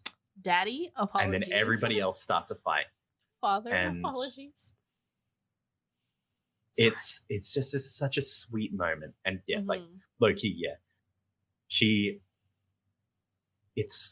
I got worried about it because they did kind of play her like having a bit of like the puppy love, like she's a kid growing up and this, you know, dude is showing up and being protective. Oh no, do I have feelings for him? They managed to balance that well, where it's like, oh no, this isn't going to go creepy or anything. This is just a young girl in a strange, unfamiliar world trying to, you know, grapple with where she is and who she is and what she's feeling. Yeah. Like, and I think it also helps that, you know, it's because Guts and Casca are the ship of all time. Yes. Yes. But it's beautiful that we get these moments of spectacle and then these moments of calm character afterwards, and it's all driven by this complex web of action and heartbreak and love and trauma. And the last thing that we see before the boat arc begins, as they're leaving to get on a boat and sail away to try and fix Casca, is Griffith on a hill on the coast. Guts looks over and sees him, and where we've always seen that enmity before, Guts just closes his eyes and lets himself rest. And I think that is the most healing that we have ever seen from him, and it makes what follows all the more heartbreaking. Oh no! Yeah, Griffith eventually prevails, and in this weird arc of prevailing, cuts through this weird monstrous tree and creates what is called Fantasia, where we get some of the most gorgeous art of this moment where, because previously in the story, the material, the real world, and the world of spirits and devils and like elves and fairies and trolls and all of that, they've always been separate. And when Griffith takes his kingdom and begins what is called Fantasia and Falconia, he essentially cuts at the space between them. It's weird and complicated, and like the Skull Knight's involved in some way. Like he goes there to try and kill Griffith, and the strike of the sword that he uses to try and kill Griffith actually cut at the barrier between the physical world and the world of spirits and mixed it all together. And so things like dragons and like unicorns and giants and all of your like high fantasy monsters that have been legends are no longer legends. And everything is mingling in this, the most gorgeous art. Like it is just, let me see. These beautiful spreads of like a dragon on a tower, of a hydra like coming out of the forest into the like fields. Like it's some of the best art that I have ever seen. And so he's, you know, establishing his new kingdom in like this gigantic Roman, but like up to like 11 kind of a style, but like with the high fantasy like scope kind of city, and he calls it Falconia. And he's starting to like rule there with the Princess of Midland, and he's rebuilding human civilization alongside demons in the face of like a world that is hostile to everyone everywhere. And so he seems to have had his moment of heroic triumph. Yeah. And we spend a little bit of time on a boat. It gets a lot of I feel like you've probably heard about the boat arc and how it took so long. So Miura's release schedule around this time started to delay. He would be taking hiatuses between chapters. And so it, in, the passage of time for us, felt like a lot of time was being spent on that boat. I didn't have a bad experience with the boat arc because the boat arc just ended by the time I started reading. Mm-hmm. But essentially what was, a few chapters felt like a lifetime because of the release schedule. So we're not going to talk too much about the boat arc. No, I've seen Dressrosa One Piece. I understand. Sorry. Yeah, I don't think it matters too much. I think people give it too much flack. It either gets treated as like filler or like it took too long, but it's fine. Like it establishes the new world order that Guts is dealing with and the crew are dealing with, and it introduces another cool little character for a little while. What we will talk about that is in that part is there are two little things. There is this spring flower flashback.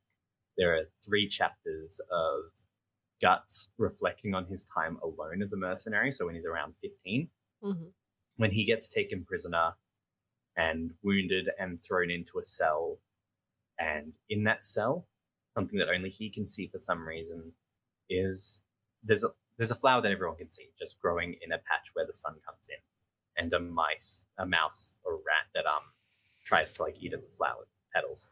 He scares off the mouse or rat, and a little spirit of the flower shows up, and he can talk to it. I think its name is Chich, and Chich was this precious little angel who uses the leaves of this flower to heal Guts. And Guts says, there was a field of flowers like this on outside of the fortress. When I leave, I'll take you with me and we'll reunite you. And this little flower, this little spirit of the flower, uses all of the leaves that she has, like all of the energy that she has, to heal him because she gets too excited and essentially kills herself just out of excitement to help him escape. And he does escape. And he takes the flower with him. And that's where the panel that I sent, the page I sent of him just holding the flower and letting it go in the field, that's the end of that. And it's just this weird little, it's 3 chapters. It is only 3 chapters, and it's a self-contained flashback. And it destroyed me. Every time I read it, I get just absolutely bodied. I think it's chapter 320 or it's either chapter 329 to 331 for those who want to check. It is self-contained little story, absolutely heartbreaking, and that's I think the most important part of the boat arc. The other part is we go back to Rickett, the prodigy little inventor, the only other survivor of the Band of the Hawk who survived because he wasn't in the eclipse. He stayed back because he was looking after a blacksmith's adopted daughter. Like he's looking after her now because the blacksmith who trained him after the eclipse passed away, and so Rickett now has a duty of care to the kid. Mm-hmm. They journey to Falconia because it's the only safe place. And it leads to Rickett being given a chance to meet Griffith again. And it's complicating for Rickett because Rickett wasn't at the eclipse and isn't Guts. And so he can't hold that same hatred that Guts does. Mm-hmm. And so he goes because he doesn't know what he's going to do. He goes to have a meeting again with Griffith. And we get the best, not in the emotional sense, but just in this beautiful, fuck yes, we love this moment of what Rickett eventually decides to do. And I think I shared the art for it, is they meet on this bridge. It's this beautiful moment that should be a dramatic reunion. and he just fucking slaps him. That is, and also that's the first time that in the story since the rebirth of Griffith that anyone has actually been able to like physically touch Griffith. No one has been able to like hit, like either by like arrow, sword, or whatever. No one's been able to hurt Griffith. Rickett just walks up, and I don't think he even knew he was going to do it. He just slaps him. Damn. And it's this great moment because right after that, he pulls up his old little badge of the Band of the Hawk and points out how the new band is different. And he says, my leader was Griffith of the Band of the Hawk, not Griffith the White Falcon, I think he calls him. Oh, yeah. Did I disappear? You did disappear. Why did I disappear? Let's find out. I think it just needs to be told to show on stream. There we go. Oh, okay, cool. I didn't need to do anything. Love that for me. Yeah, he does that and then he leaves. And it's a beautiful little moment because, I don't know. I can't word why I love that one. It's just this beautiful one. Everybody always gets really hyped up about it, like a bit as a meme, because it's like, fuck yeah, get him. I mean, that's one of the many things he deserves in a sense. Yeah. Oh yeah. Yeah. It's also, it's just beautiful that like that is, Griffith's been going up against, mortal peril for so long, and now he's reborn as the absolute, and no one has been able to touch him except this motherfucker like this. I think probably by then, like maybe somewhere between like 15 to 19 years old. Yeah. Just walks up to him. First time the last time he saw him was on was at a graveyard that Rickett had made for the Band of the Hawk. Like he had just learned he'd been learning blacksmithing, and so he made swords to bury, like to use as gravestones for the Band of the Hawk. So he buried them. Like he shoots at Guts a little bit in conviction as well. Like, you ran off, I stayed and looked after everyone, I buried them. And so like the last time he saw him was like Griffith saying, if you learn what happened and can still share my dream, I will have no choice. I will not be able to turn you down. And so I think it also works really well because it helps hammer in for Griffith that this dream is not the dream that he had. Like, this Band of the Hawk is not the Band of the Hawk that he spent the whole Falcon of the Millennium Empire arc trying to rebuild. Yeah. Because the moment somebody from that time comes back, it is rejected. Like, Rickett, the only person from the Band of the Hawk who could rejoin it and say, yes, this is what was, rejects it. And I think that's just a beautiful little humbling moment for Griffith as well. And that leads us towards essentially the last bits where we get to it was around this time that I started reading it. So I got to have the moments of, we get to Elfhelm and we get Casca's time to be healed. And Guts can't be there for it because Guts is too involved in all of that trauma. Yeah. So the two magic users, Shirke the witch and her her apprentice and Casca's caretaker, Farnese, go into Casca's mind and repair it. And we see it's such an incredible sequence of chapters because we see these abstract kind of, not subtle representations of trauma. Like, there's a lot of very phallic looking demons that are attacking her. Her body is this shattered mannequin in a coffin that is being pulled along by an emaciated dog missing its front left paw that is very clearly Guts. And it's this, very it's not subtle, but it's very like metaphorical in its language. And we watch as so good though. Yeah, and the Casca in there is this tiny little like Studio Ghibli looking dust sprite of a woman, like this messy hair, tiny little bug-like body, and like a gray rag dress. And Farnese looks after her. And the two of them follow Casca's body as it's being pulled along in this coffin by this dog, and they gradually rebuild the mannequin by repairing the memories. When they get to the eclipse, it is a bit too much. They can't fully fix her. There's still like thorns wrapped around her heart as they put it back in. But like they do it, and we cut back, and after like genuinely, I think decades, Casca is back.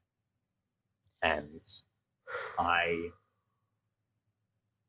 nearly cried just because it was Casca. Like it was the Casca that we knew. Like the like look on her face changed from this soft and vulnerable and confused kid to this competent and collected and like commanding woman. And the like Queen of the Elves pretties her up and puts her in this dress, and she's saying, she's like, the Queen of the Elves, like, I called for Guts, he'll be on his way. And we get this moment of like, I want to see him. I want to see him. All of these memories are floating back, but there's some blockages. There's this time as she was called Elaine when she was Casca, like when she was damaged and broken and beyond repair, as she was rescued by some sex workers and looked after by them. And she was called Elaine by them because they didn't know her name. And so she remembers her time as Elaine when she needed to be looked after. And she remembers her time as Casca, as the unit commander of the Band of the Hawk. And she approaches Guts, and we're having this beautiful moment, and everything's going to be okay. And then she looks at Guts, and there's still too much trauma. And she sees the eclipse play out again, and it breaks her. And it just breaks your heart because she keeps trying to talk to Guts, and like you can still so clearly see that these two love each other and they're back. But despite all of that, it still is just ripped out from behind, like from underneath us. Oh boy, I was not okay. I'm not okay. And that was the chapter that I was caught up on. So I then had to wait a couple months for the next one where she's okay, she's recovered a little bit. She's cut her hair again. She's been put into some armor. She's fighting. She's able to help Isidro fight a little bit in Spa because, she's not a big idiot carrying a big sword. So Isidro always struggled to learn from Guts because the two of them just fought so completely differently. And so Guts is there. He's not in sight. He's leant against a tree on the other side, just there being around, and you can tell that he's heartbroken that he can't be there with them, but he's still happy. Like they're still like, she's still back, and he's still happy because she's back. And she approaches and she's like, you don't have to go, just stay there. And they talk. And she talks about how she didn't expect him to take friends on or an apprentice. And then she mentions that Isidro reminds her of somebody from the Band of the Hawk. And as she goes to say his name, the memories of his death flash back and she collapses. And that's where we get that art of Guts stepping around to try and support her. And then she looks and she sees everything again. And we just see in these two like long panels, like just absolute agony on Guts's face. Aww. And that's the kind of status quo that we were at for a little while. And then we get to the kind of last chapters that Miura did, where so there are two, the baby that got corrupted, that was Guts and Casca's, has appeared a couple of times after the rebirth and conviction as this kind of moonlight boy who appears to Casca and Guts on the full moon only. And we get these little glimpses of these little moments of like what could have been with these two, where they're awkwardly trying to look after this strange boy who appears on full moons and then disappears the next day. The full moon baby appears in Elfhelm, where time passes differently, and the next day doesn't disappear. And we get these cute, like, chapter and a half of, the two of them still can't be together, but they're still looking after this kid. Like, the kid shows up in the chest plate of like the Berserker armor while Guts is looking after it. He's like, that's too big for you, like, look after it. Takes him to Casca. Casca like it's like, I don't understand why, but like, I need to look after this kid. Like, she has this bond that she can't quite explain because, half of that happened like while she was Elaine. But like with the next morning, like the kid shares the bed, like this little like toddler that she looks after and is there the next morning and is there for a couple days. And that's what it seemed like, because this was around the time that Miura passed away. That's what it looked like was going to be the end of Berserk for us, because we didn't know if we were going to get the story to be continued by his studio. We didn't know what was left that he had done. That looked like it was going to be the last chapter. And then the studio released that there was another chapter that he had inked and that they had finished. And I kind of treat it like there are two Berserks. There is his Berserk. There's the Berserk that Kentaro Miura wrote and drew and was not able to finish. And then there is the Berserk that we are still getting, that is still being released, that I still have faith in being good, because the team that is doing it is a studio that has worked with him for years, and his closest friend who knows everything that was going to happen. Yeah. And like the chapters after it have still been going well, but I have to have this divide. Like there is Miura's Berserk, and then there is the Berserk that we will be getting. Mm-hmm. And the last page of Miura's Berserk is things going wrong in Elfhelm as the Moonlight Boy starts to change and talk and take on the form of Griffith. And so the last thing that Miura inked was, after decades and like after years in the story, well, like a year in the story, like after so long, so many chapters and so much happening, the three of them are reunited. And that's where Miura's Berserk ends, with this last, like with Griffith saying that this is like essentially all of these moments will fade like one last tear, and he is crying. And we get more, like Guts. Guts is absolutely shattered because he tries to fight Griffith. Zod interferes a little bit, but like even when Zod isn't there, none of the swings of the Dragon Slayer, the massive sword that he has been intending to kill Griffith with for all these years, none of the strikes connect. Mm-hmm. And Elfhelm starts to shatter and fall apart, and all of the straight spirits that are too connected to it seem to disappear. And Griffith takes Cusker away. And we are left, for the last few chapters, we've just been left with Guts completely shattered, like completely broken. His whole life, the sword has been all that he could count on. And in the moment where he needed it the most, it did nothing. So like, I have absolute faith in the team to do a great job with it, because they immediately took like everything that followed the last chapter that Miura inked, and they absolutely tore out all of our hearts with. Mm-hmm.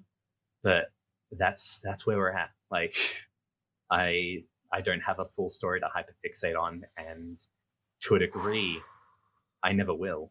Like, there'll be the rest of Berserk, but it'll be a different Berserk. But it's fuck. But yeah, that's those are all the pieces that you've missed. That's a very Cliff Notes version of Berserk. Like, there's so many more little things that I'd love to talk about, like Isma, who just shows up in the boat arc as a little like half merfolk woman, like a Mero, and has this fun little arc of being just cute and innocent, having no idea what's going on.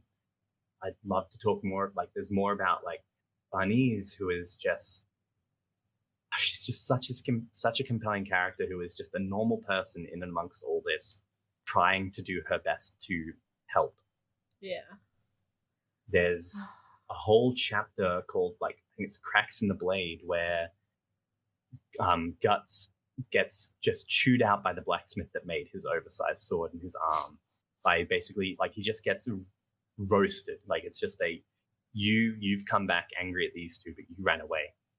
you let all of this anger just consume you. Like the blade that he has is showing more wear and tear in 2 years than it should in decades. And it's like, you have not been looking after this. You have not been looking after yourself. You have run away. Like, you have let everyone down. You are a coward for this. And he just gets called out, and that's part of what sets up this arc for him to go and be better. There's so much to Berserk. It is so incredible. And every time I go back to it, like I said, like I enjoyed and appreciated Lost Children in the past. Like, I liked it for what it did as a setup for Conviction. But on this reread, I really fell in love with Lost Children. Like, just as this, we are like this self-contained moment where we see both the worst of Guts and an attempt for Guts of all to come back. My boy. So worried about him. Like, I think genuinely my favorite character in media. Like, I can see why. I could definitely see why. It's definitely, how do I phrase this? The reason this is a preamble preface. The reason why I don't like horror movies is because a lot of the time I put myself in the shoes of the character, like the main character, or what if something's happening to the character, my brain goes, what would that feel like? And so this whole time I'm like having an existential crisis for Guts as I'm like trying to put myself in his shoes, but it's also so incomprehensible because that level of trauma I haven't personally experienced, but I can sure as hell guess. And I just it's so beautiful. Like, the art is beautiful, the story is beautiful, but it's like beautiful in the sense of like, it's not all positive. It's heartbreaking. It's moving, and it changes meaning. It does what art does, and like changes for who's consuming it, and changes with how you grow through life. And like, like we've talked about before, like Tony has told me about his experience with reading and consuming Berserk, and now I get to hear it from your perspective, and it's just like, it's so good, but it's also like, oh my god. Yeah, it's brutal. It's a weird one. Guts, I've been going through a bit of a binge on different media, and I think Guts is where you were talking about, like, one of the projecting. Guts is one of the rare characters that I adore that I don't like project onto. Yeah. Like, I've noticed over a few different media that I've been reading lately and watching and stuff, I have a tendency to immediately kin as a joke. Like the buff, messy queer women.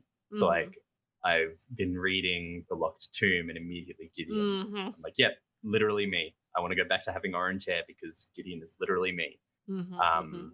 There's, Karlach in Baldur's Gate, Adora in She-Ra, and then Korra in The Legend of Korra. I'm like, yeah, these are the literally me characters. Guts, for being my favorite, isn't in that category. I don't project onto Guts at all, and it's totally fair too. Like, it's totally fair to you to like read it that way. But I don't know. Guts is just a deeply compelling character to me. Like,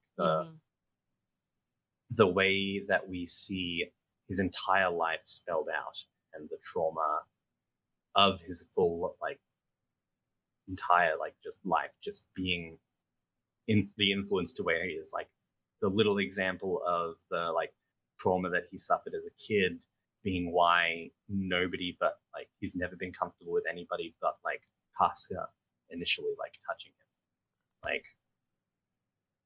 Casca, there was a point where after he was injured, Casca was there to nurse him back to health, and he mentions it. This is one of the little oh, Mira, you didn't do great here. Casca essentially lay with him to keep body heat while he healed. Yeah. But after the two of them reunite and kiss and sleep together, he mentions that was the only time he's been comfortable with somebody touching him. Yeah. When it was her. Which I love them both so much. They're so wonderful, and they're so my little traumatized babies. And it is such a fun character like trope too. Like you see it a little bit in other influences like Cloud in Final Fantasy, like traumatized grumpy exterior with a big sword, but so clearly like a secret softie who just cares so much. It's my favorite trope. I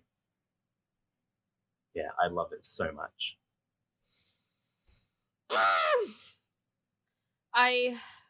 If I may, I have a thought process I want to share.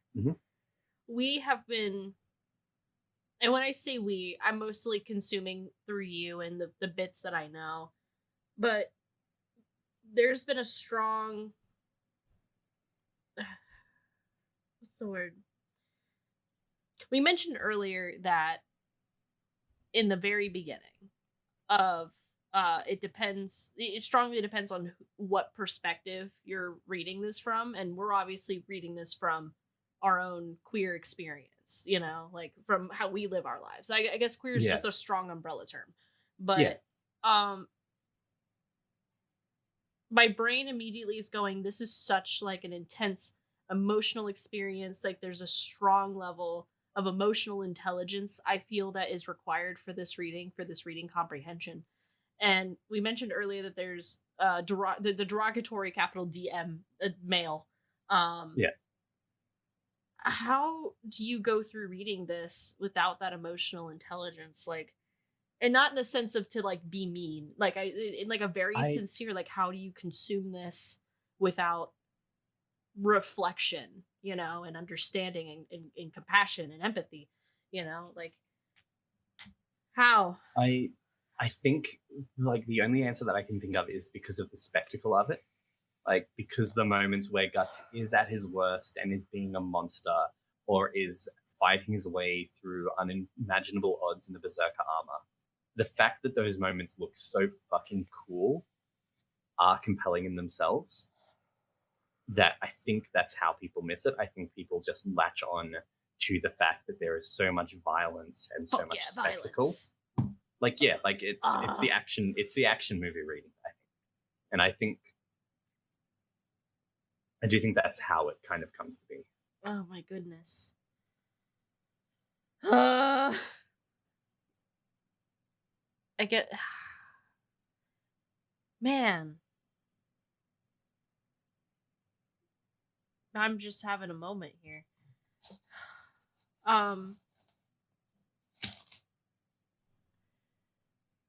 And where? I'm trying to think of words. There's so much to process, like, I guess, what hopes do you have for the story? Because you said it's ongoing still, correct? Through the team. We've still got one version of Berserk that we're getting. Might not be the full. I don't know. I'm desperate for a happy ending. Like I want Guts and Casca to be okay. I want, like, above all else, that's what I want. I cannot begin to think about how they're going to like tackle the issue of like Griffith. I don't know what they're going to do with Griffith because they have set him up in such a interesting, nuanced position where he is the savior of the world. Like he has saved the world. Like the apostles that have plagued humanity in the shadows for years no longer do so. Everybody has this utopian city that is slowly having the country around it like reclaimed. He is on the path to achieve all his dreams, and it seems like almost everybody is gaining and benefiting from it. Yeah. And I'm really interested to see how they're going to balance that with all of the horrible things that he did. Like, I don't think they're trying to justify it. I think they're trying to, but like, I don't think they're trying to like redeem him or justify him. But it'll be interesting to see how that plays out. I think what I kind of expect will happen, the easiest way out I can see is Guts and Casca just finding their own little corner where they can live away from everything, and Griffith continuing to rise to his dreams. But I don't think that's going to happen. And I don't know. I kind of don't have any hopes for it in that sense. Like I don't want to expect. I don't want to have any expectations on how it'll end. I just want to be along for the ride. Okay, I can respect that a lot, actually.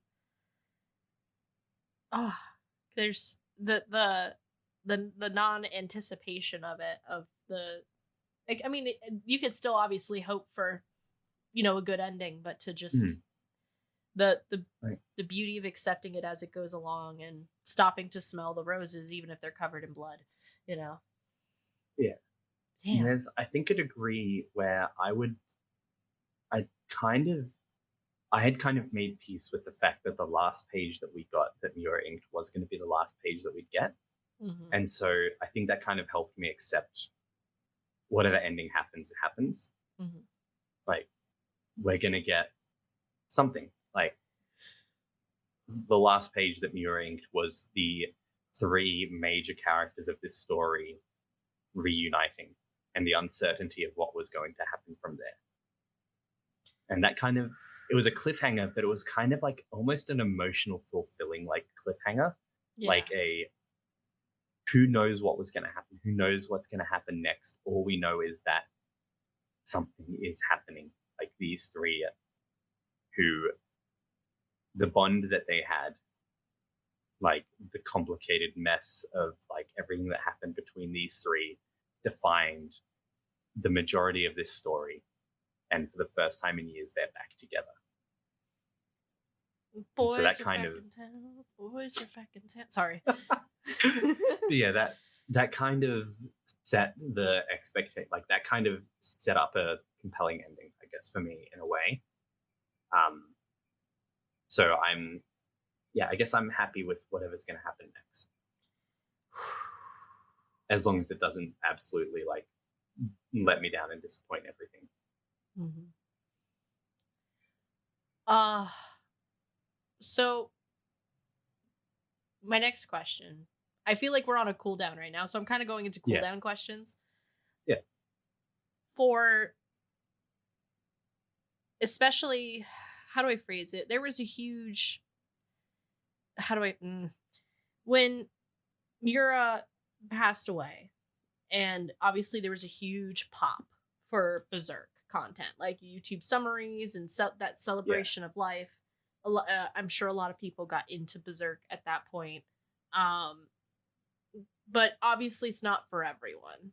I'm sure a lot of people who are listening to this currently, I'm guesstimating, is either vaguely familiar, very familiar. I don't know how many people are going to start listening to it, with no prior experience with it. But say if we do, have somebody. If somebody listened to all of this, if somebody listened to all of this and is like, actually, that I'm gonna drink that dumb bitch juice right now. Is there anything like you recommend, as somebody who's read it as many times as you have? For even me, like I've only read that chunk that you saw. Like, what would you recommend? Like approaching it or how to consume it? Like, I know this is kind of a weird question that's very open ended, but what. In terms of the consumption of the media itself, yes. Obviously, like getting it, like for the first time reading it, I wouldn't say get your hands on the physical media because it's expensive and it's something that, again, like I can't in good conscience recommend the story to everyone. So I don't want to say, yeah, go spend a bunch of money on these beautiful art books. Like read it however you can, but I think reading it is the way to go. It is such it is so dependent on the art that tells this story that, like, I think the Golden Age, like the Golden Age anime, the 97 one seemed good as well, but I haven't watched that in full. But like the films and the Memorial Edition, they are so like they're great, but they're great as supplements. Especially now that the Memorial Edition had an episode on the Bonfire of Dreams, which is incredible Golden Age character after, like, chapter after the 100 Manslayer scene, where we have Guts and Casca talk about, this abstract idea of like dreams and how everybody's dreams are kind of thrown into this swirling inferno under Griffith, and we kind of get the hints that Guts is on the way out of the band. It's this beautiful, soft moment that makes the 100 Manslayer and the battles that follow it more compelling. But I don't think you watch Berserk for the character moments. You watch Berserk because you've read it and you've seen all of the cool character moments, and now you want to see the moments of spectacle animated.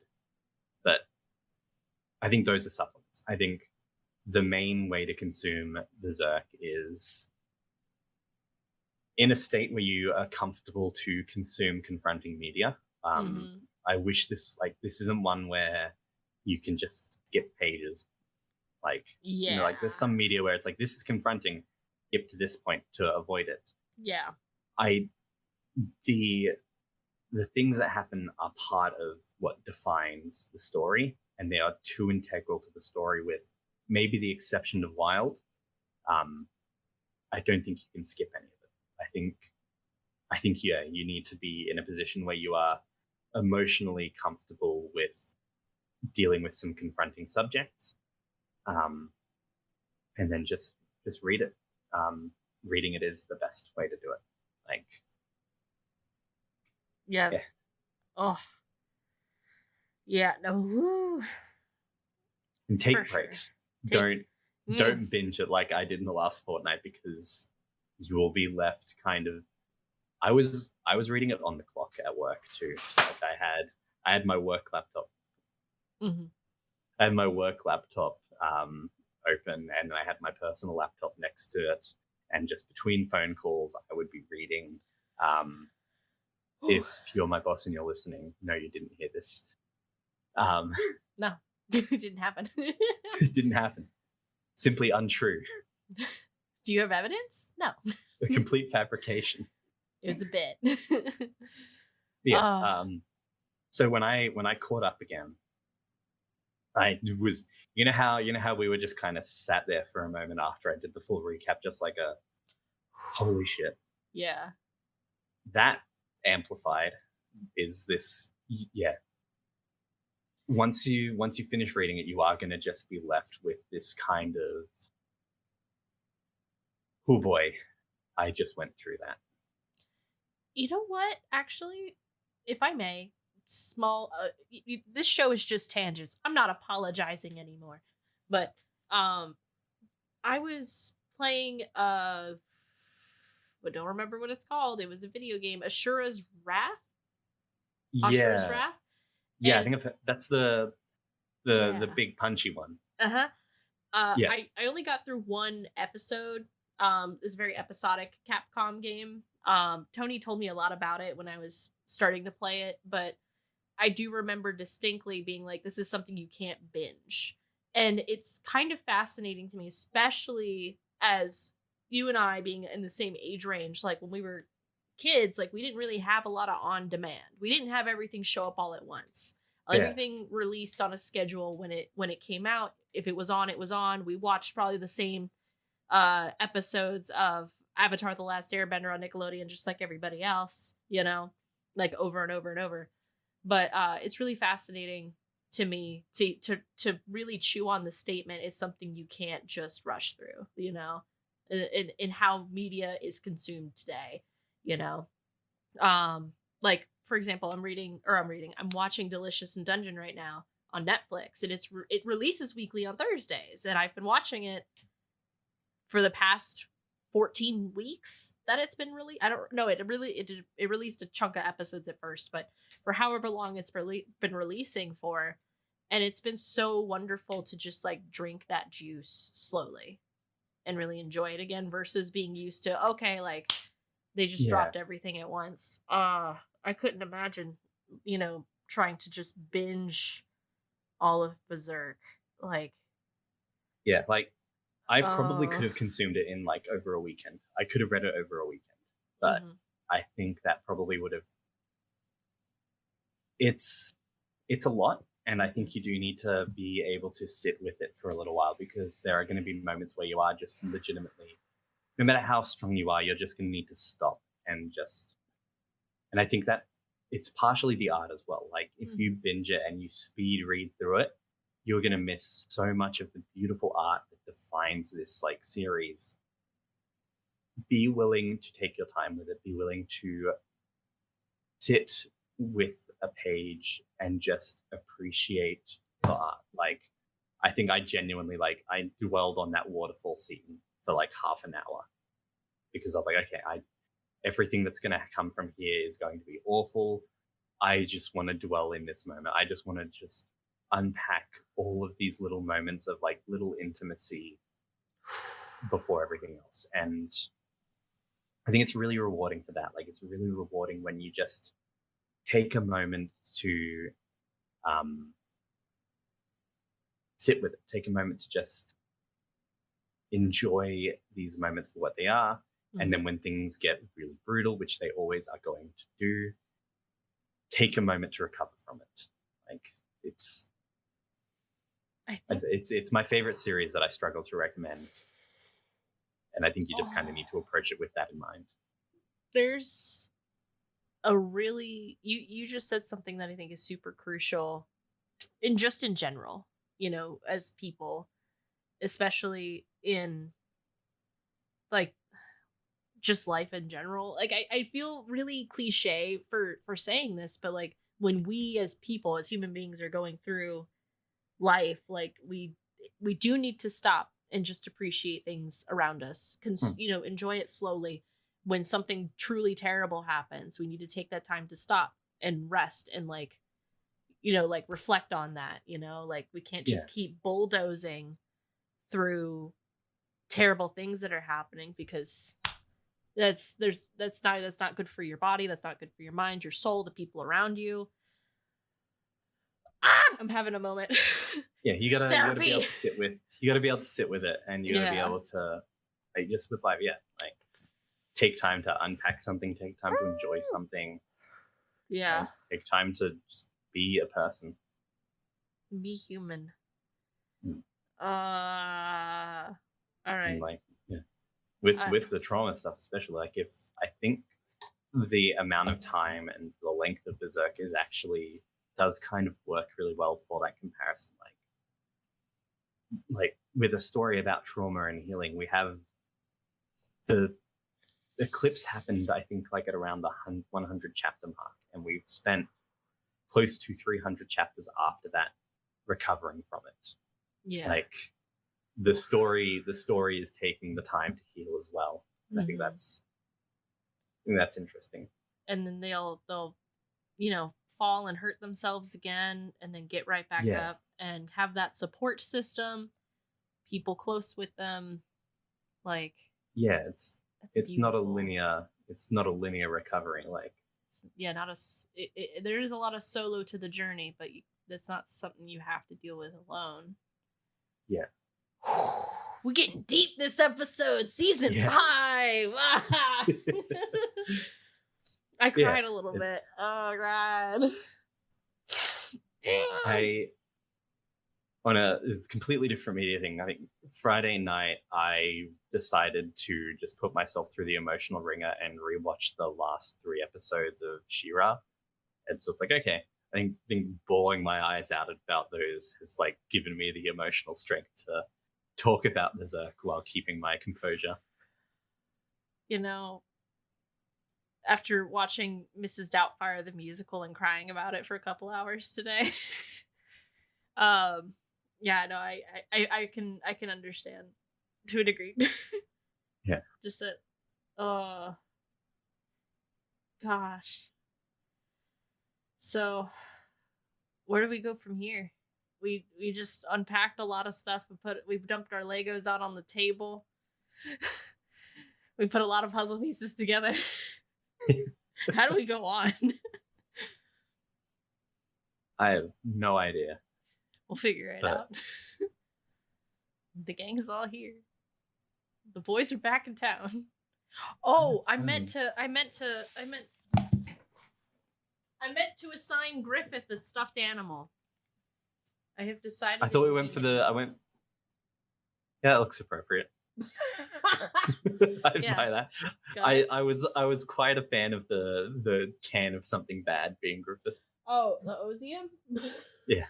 But at the same time, I don't know, like it kind of works. Griffith's bad, but I think what makes Griffith interesting is that Griffith's complicated as well. Mm-hmm. Like they don't try, there's no defending Griffith, but there is understanding, and then there is grappling with the results of it, which makes it, like he's not just a like clear cut, like he's a villain. There's no denying that he's a villain, but it's not he is bad guy, must be defeated. It is, this is what led to him doing this. This is all of the things that he has done now that are on some level objective good things for people around him. How do we reconcile that with what he is and what we've seen him do? How do we balance these two things? And that makes him really interesting as a villain, because there kind of just isn't a clear-cut answer. Like if Guts won and cut him down and defeated Griffith once and for all and saved the day, what happens to the rest of the world that is kind of now in a better place and also extremely dependent on Griffith? Like, what do we do about that? And what do we do about the people that have done nothing wrong but are under his banner because they misguidedly care about him? How do we unpack some probably extremely complicated feelings Casca has and hasn't been able to like vocalize about Griffith? You can't just, he's not a villain that can just be defeated by killing, and that makes him really interesting because that's all Guts really wants to do. Oh God, that's so true, bestie. So true. How do you defeat Bear? How do you defeat Can? Oh, I'm not here to answer these questions. I'm here to also struggle with them. Yeah, I think that's one of the things I recommend about it. Like one of the reasons that I, can't just say, no, I don't recommend it. It's my favorite thing. Never read it. It's really compelling. Like this question is really compelling. Like the little introduction pages to the later volumes where they talk about like introducing the characters, they literally describe the like conflict between like Guts wanting to protect Casca and recover and wanting to enact his revenge on Griffith as a struggle that is nothing short of sublime. And it's genuinely like it is so compelling to watch somebody who has been so broken by things have to toss up whether or not he embraces those wounds and just gives in to the worst parts of him in response, or if he tries to move on and do something better.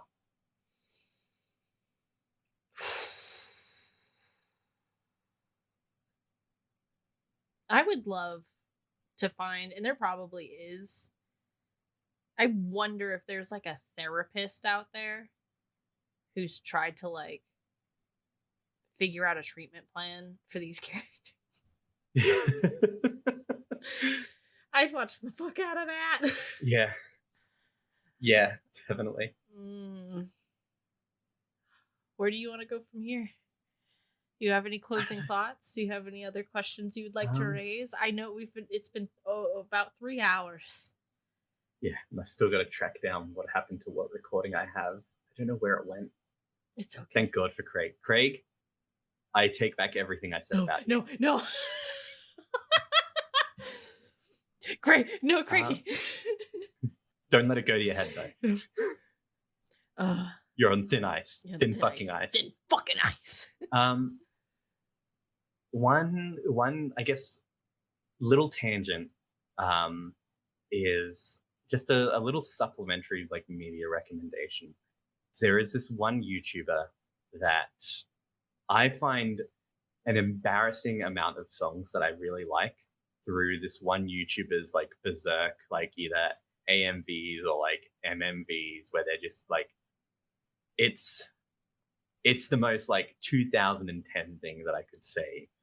I love that so much. You know, like a Naruto AMV like bullshit, but like they do these really compelling videos for like a bunch of different things, but their Berserk ones I adore. The YouTuber is Mickey Beast. But they've done one, I think it's part of why I've fallen in love with Lost Children recently. They did this video for that, which was just purely like manga panels and stuff for the for that arc with this song Hand of God by Emma Ruth Rundle, which really cool song that I've discovered because of it. Discovered a couple other different songs that I really like through them, which is I think very funny. It's like, oh, this is just a normal song that people can find anywhere, but I found it because of Berserk. They did one for an artist that I had already discovered in a song that I appreciated, that it's one of the most confronting things that they've made, but it works really well. They did a Casca-focused video for the Eclipse, and they put it to Ptolemaea by Ethel Cain. Nice. Which, I don't know if you've heard Ethel Cain's Preacher's Daughter album or Ptolemaea as a song at all, but it has the same kind of energy because the story of that album is about, I think in that part, there's debate on what specifically is happening, if she's being just drugged and locked away to be killed and later eaten, which is what happens in later songs in that story. Concept albums are great. But there's a lot of like assault kind of implications and tones to that song. Like it does sound like somebody is about to be and is being assaulted, but in the form of a song.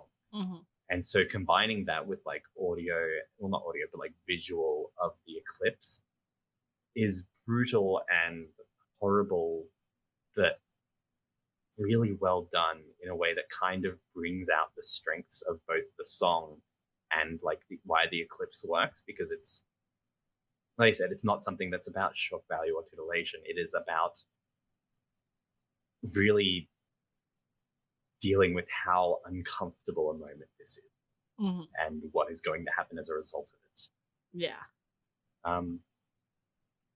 I guess with supplementary media recommendation, your mileage may vary because, like I said, a lot of Berserk fans, I think, well, not a lot of them. I think I've been seeing more and more good like media and good analysis of Berserk, but there's always those motherfuckers who are like, oh man, if Twitter or Tumblr discovered Berserk, they'd cancel it. And it's like, no, dude, you just don't understand what Berserk is about. It's like, avoid those motherfuckers. If anyone talks about like social justice warriors canceling Berserk or whatever, do not listen to anything they have to say on it. Or anything they have to say in general, realistically, is probably a good recommendation. But be picky with your interactions with Berserk as a fan base, because it is a little bit complicated where you do get some people who have seen it. And this is, I say it with a degree of scorn, but it is, it's not necessarily their fault that they didn't read it with that much critical thought, but they should. I guess engage with Berserk as a piece of media that requires and involves a level of emotional literacy and critical thought. I think that'd be my closing thought. Absolutely. I also have one closing thought. The song My Brother, I'm assuming, is for Berserk. There's an extended mix. That shit makes me feel so powerful. Okay, fuck. Okay, no, I do need to tangent zone now. Okay, because you brought that up. So, Blood and Guts as well is a theme that's been used in a couple things for the Golden Age arc movies. And there's, the dramatic version. It's the guy that did the soundtrack. The 97 soundtrack is done by somebody who did this like weird and out there kind of style for it that worked really well. Mm-hmm. But the Golden Age and I think 2016 were both done by the guy that did Evangelion and Bleach for like the soundtracks. Oh, so yeah. You can kind of get that vibe. Oh, yeah. But there's the music that plays for the 100 Manslayer scene is this version of Blood and Guts, but it's this Spanish guitar style. And it's so cool because it has like the intensity to it, but it's a little bit softer and more like introspective because of it. Yeah. Like you have the pacing that suits a like 100 Manslayer scene. Yeah. But it has this kind of softer quality to it that kind of demands a bit of unpacking, because Guts is kind of just in that scene asking, why am I here? What am I doing? It doesn't matter now, isn't the time to think about that. Mm-hmm. And so you do have these kind of interplays between him struggling with where he is and with him. Sorry. Incredible. Yeah. I looked over and wait a minute, this looks funny. Yeah, you've got this really interesting kind of interplay between Guts as I'm not thinking, all I have is my sword, and Guts wondering why all he has is his sword and what he wants to do about that. And the soundtrack in that moment kind of plays on that really well. Mm-hmm. We're gonna have to put a lot of YouTube links in this Discord for those who do want this supplementary reading. Yeah. Yeah. Damn. I don't want to. I know we're like we've been going at this for a while, and I don't want to end it abruptly. If you have anything else to say, but I also am like, I don't think of what else there is to say. Like, there's. Ooh. I know that it's one of those weird ones where there is so much more that I could say, mm-hmm. but I think I've pretty cut. Actually, no. The last little tangent that I will say, and I mentioned it a little bit, but in Conviction, another little detail that I love is that Miura is like a pro sex work king, like a core little like character. Sex and a core work is real crew work. Of characters are just this like group of of sex workers who have just gone to, essentially it's this refugee camp outside of the Tower of Conviction, it's called, like this horrible place, but everybody is fleeing there because there's nowhere else to go. Every day somebody's being put on trial for being heretics and being tortured unimaginably, and then real heretics are like bringing about horrible things, but at the same time the priests who are punishing them are unintentionally bringing about those same horrors. And that's where like this group of sex workers have just found Casca on the road and like, no, she is pretty and stupid and something is very clearly wrong with her. We can't leave her alone. We're going to just take her under our wing.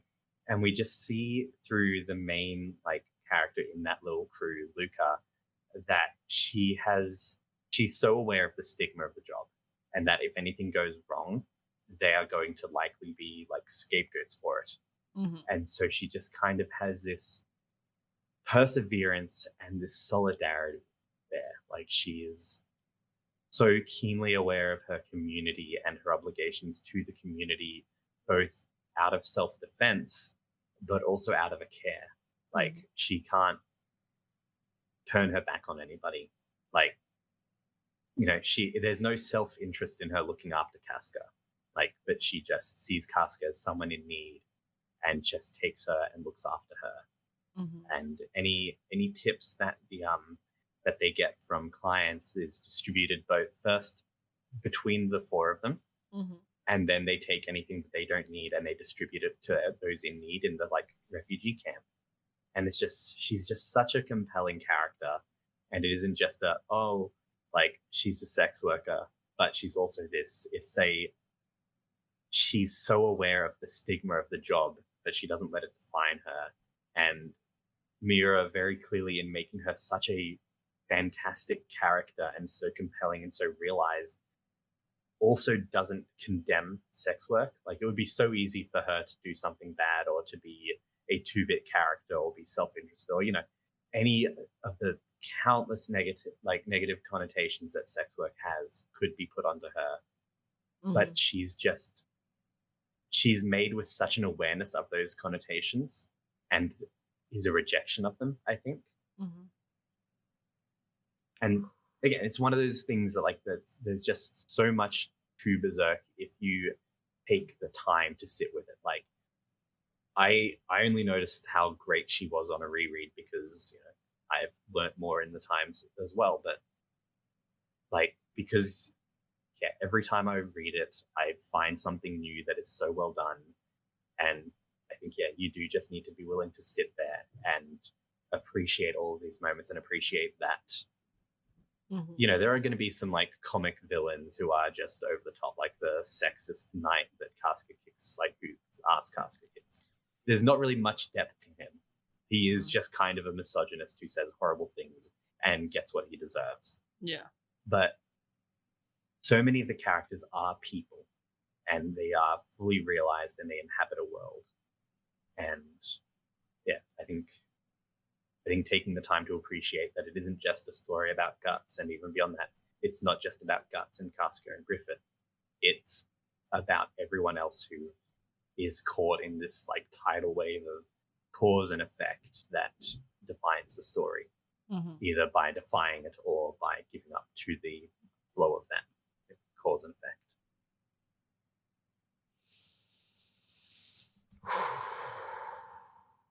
Yeah.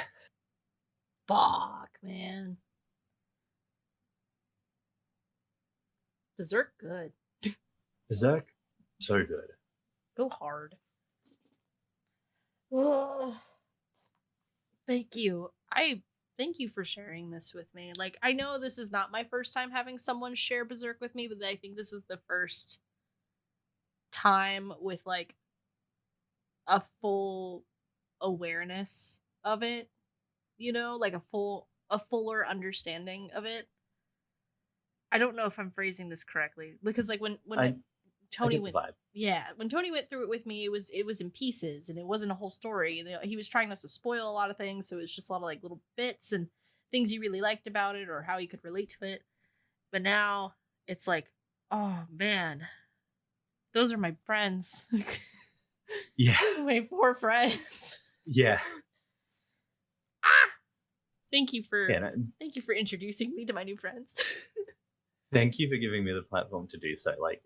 Rereading it for this has, like I said, it's given me so much more to appreciate in it. And I would have gotten that appreciation, whenever I next read it or over the next couple times. But genuinely, I think taking the time to be I'm going to be talking about this, so I want to actually I want to take notes. I want to have my little Google Docs page where I'm noting down things that I think would be good to talk about or things that I noticed.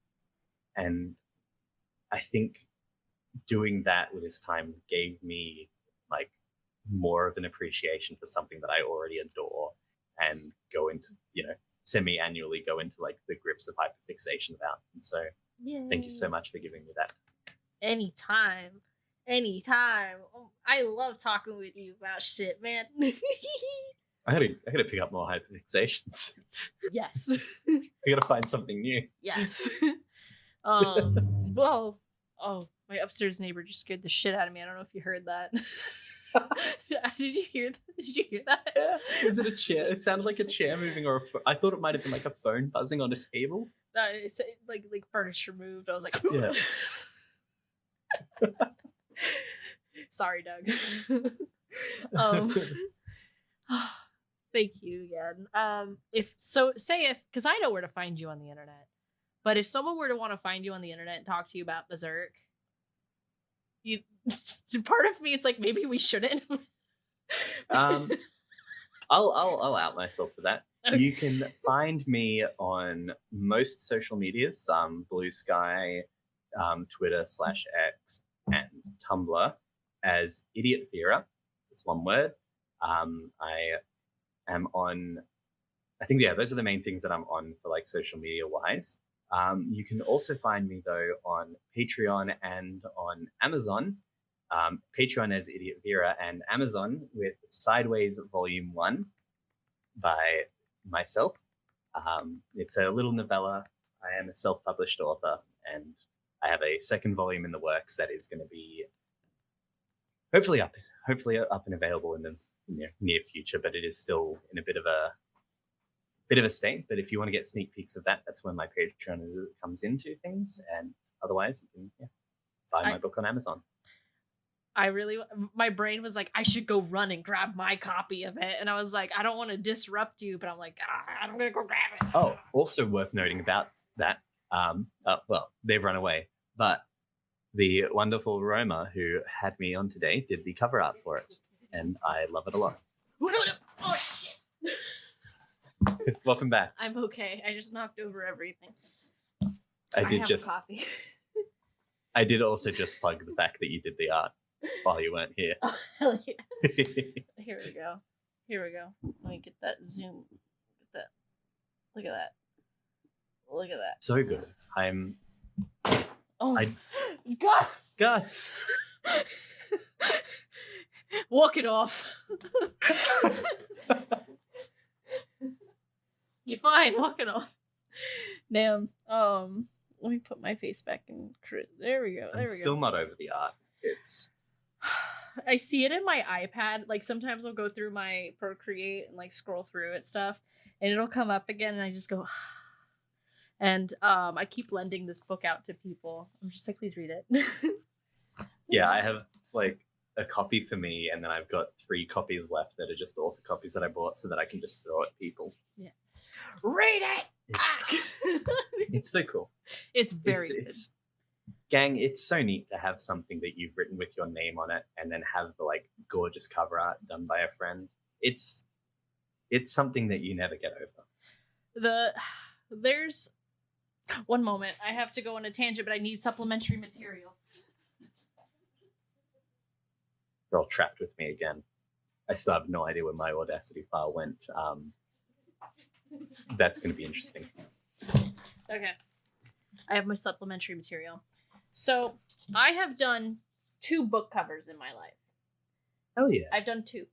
And my favorite thing is that both books I love reading. And longtime listeners will know that I struggle with reading. And it's, combination of ADHD.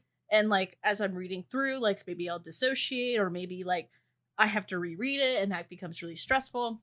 It's been a problem my whole life. So I usually do audiobooks. Not with these.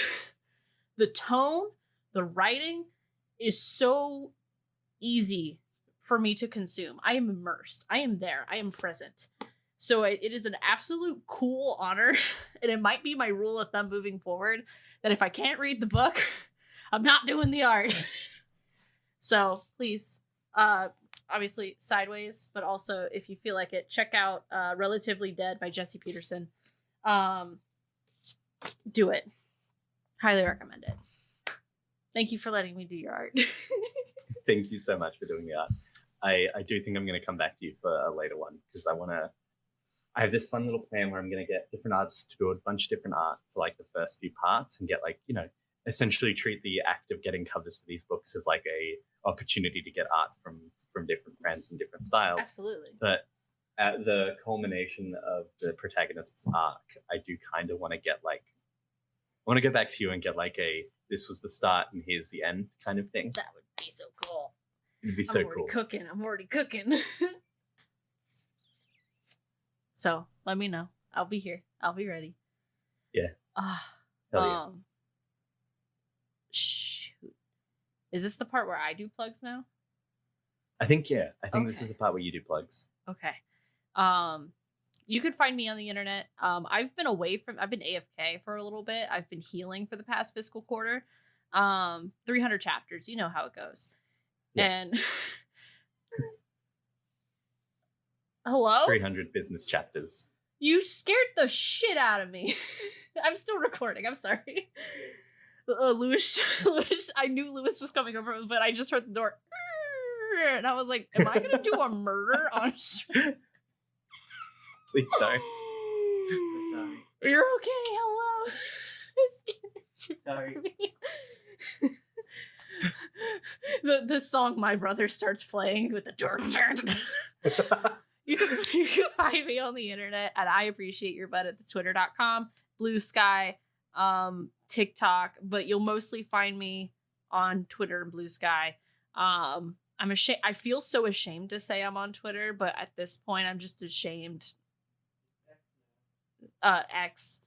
But you can also find the podcast at the Hyperfix Pod on Twitter, Blue Sky, TikTok. I'm going to start posting again on TikTok if it's still alive. I think it'll still stay around. I don't know. Politics. But America. We'll find out. We'll find out. You'll burn that bridge when you get to it. Yep. And then we also have Patreon.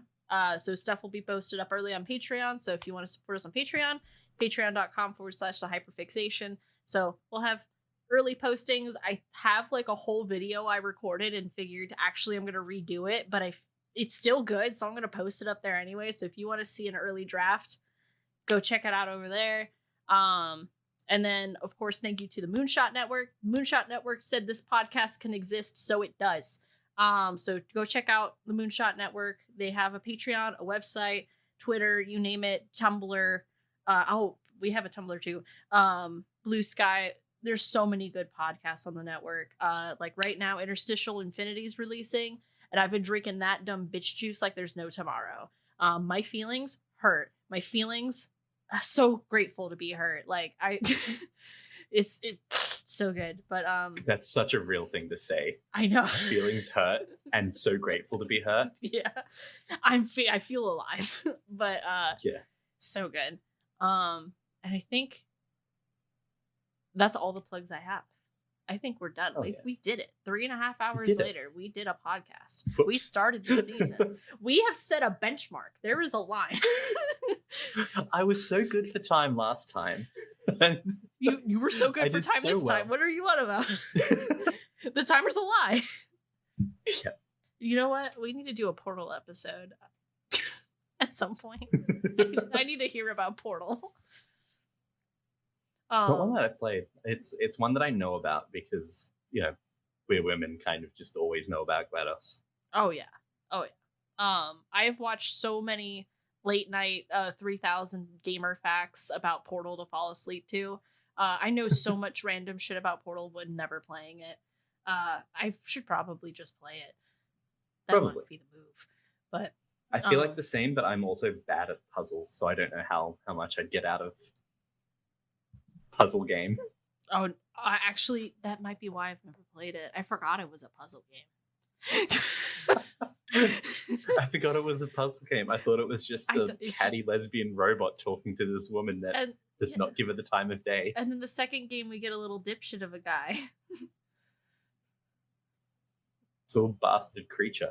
I love little bastard creatures.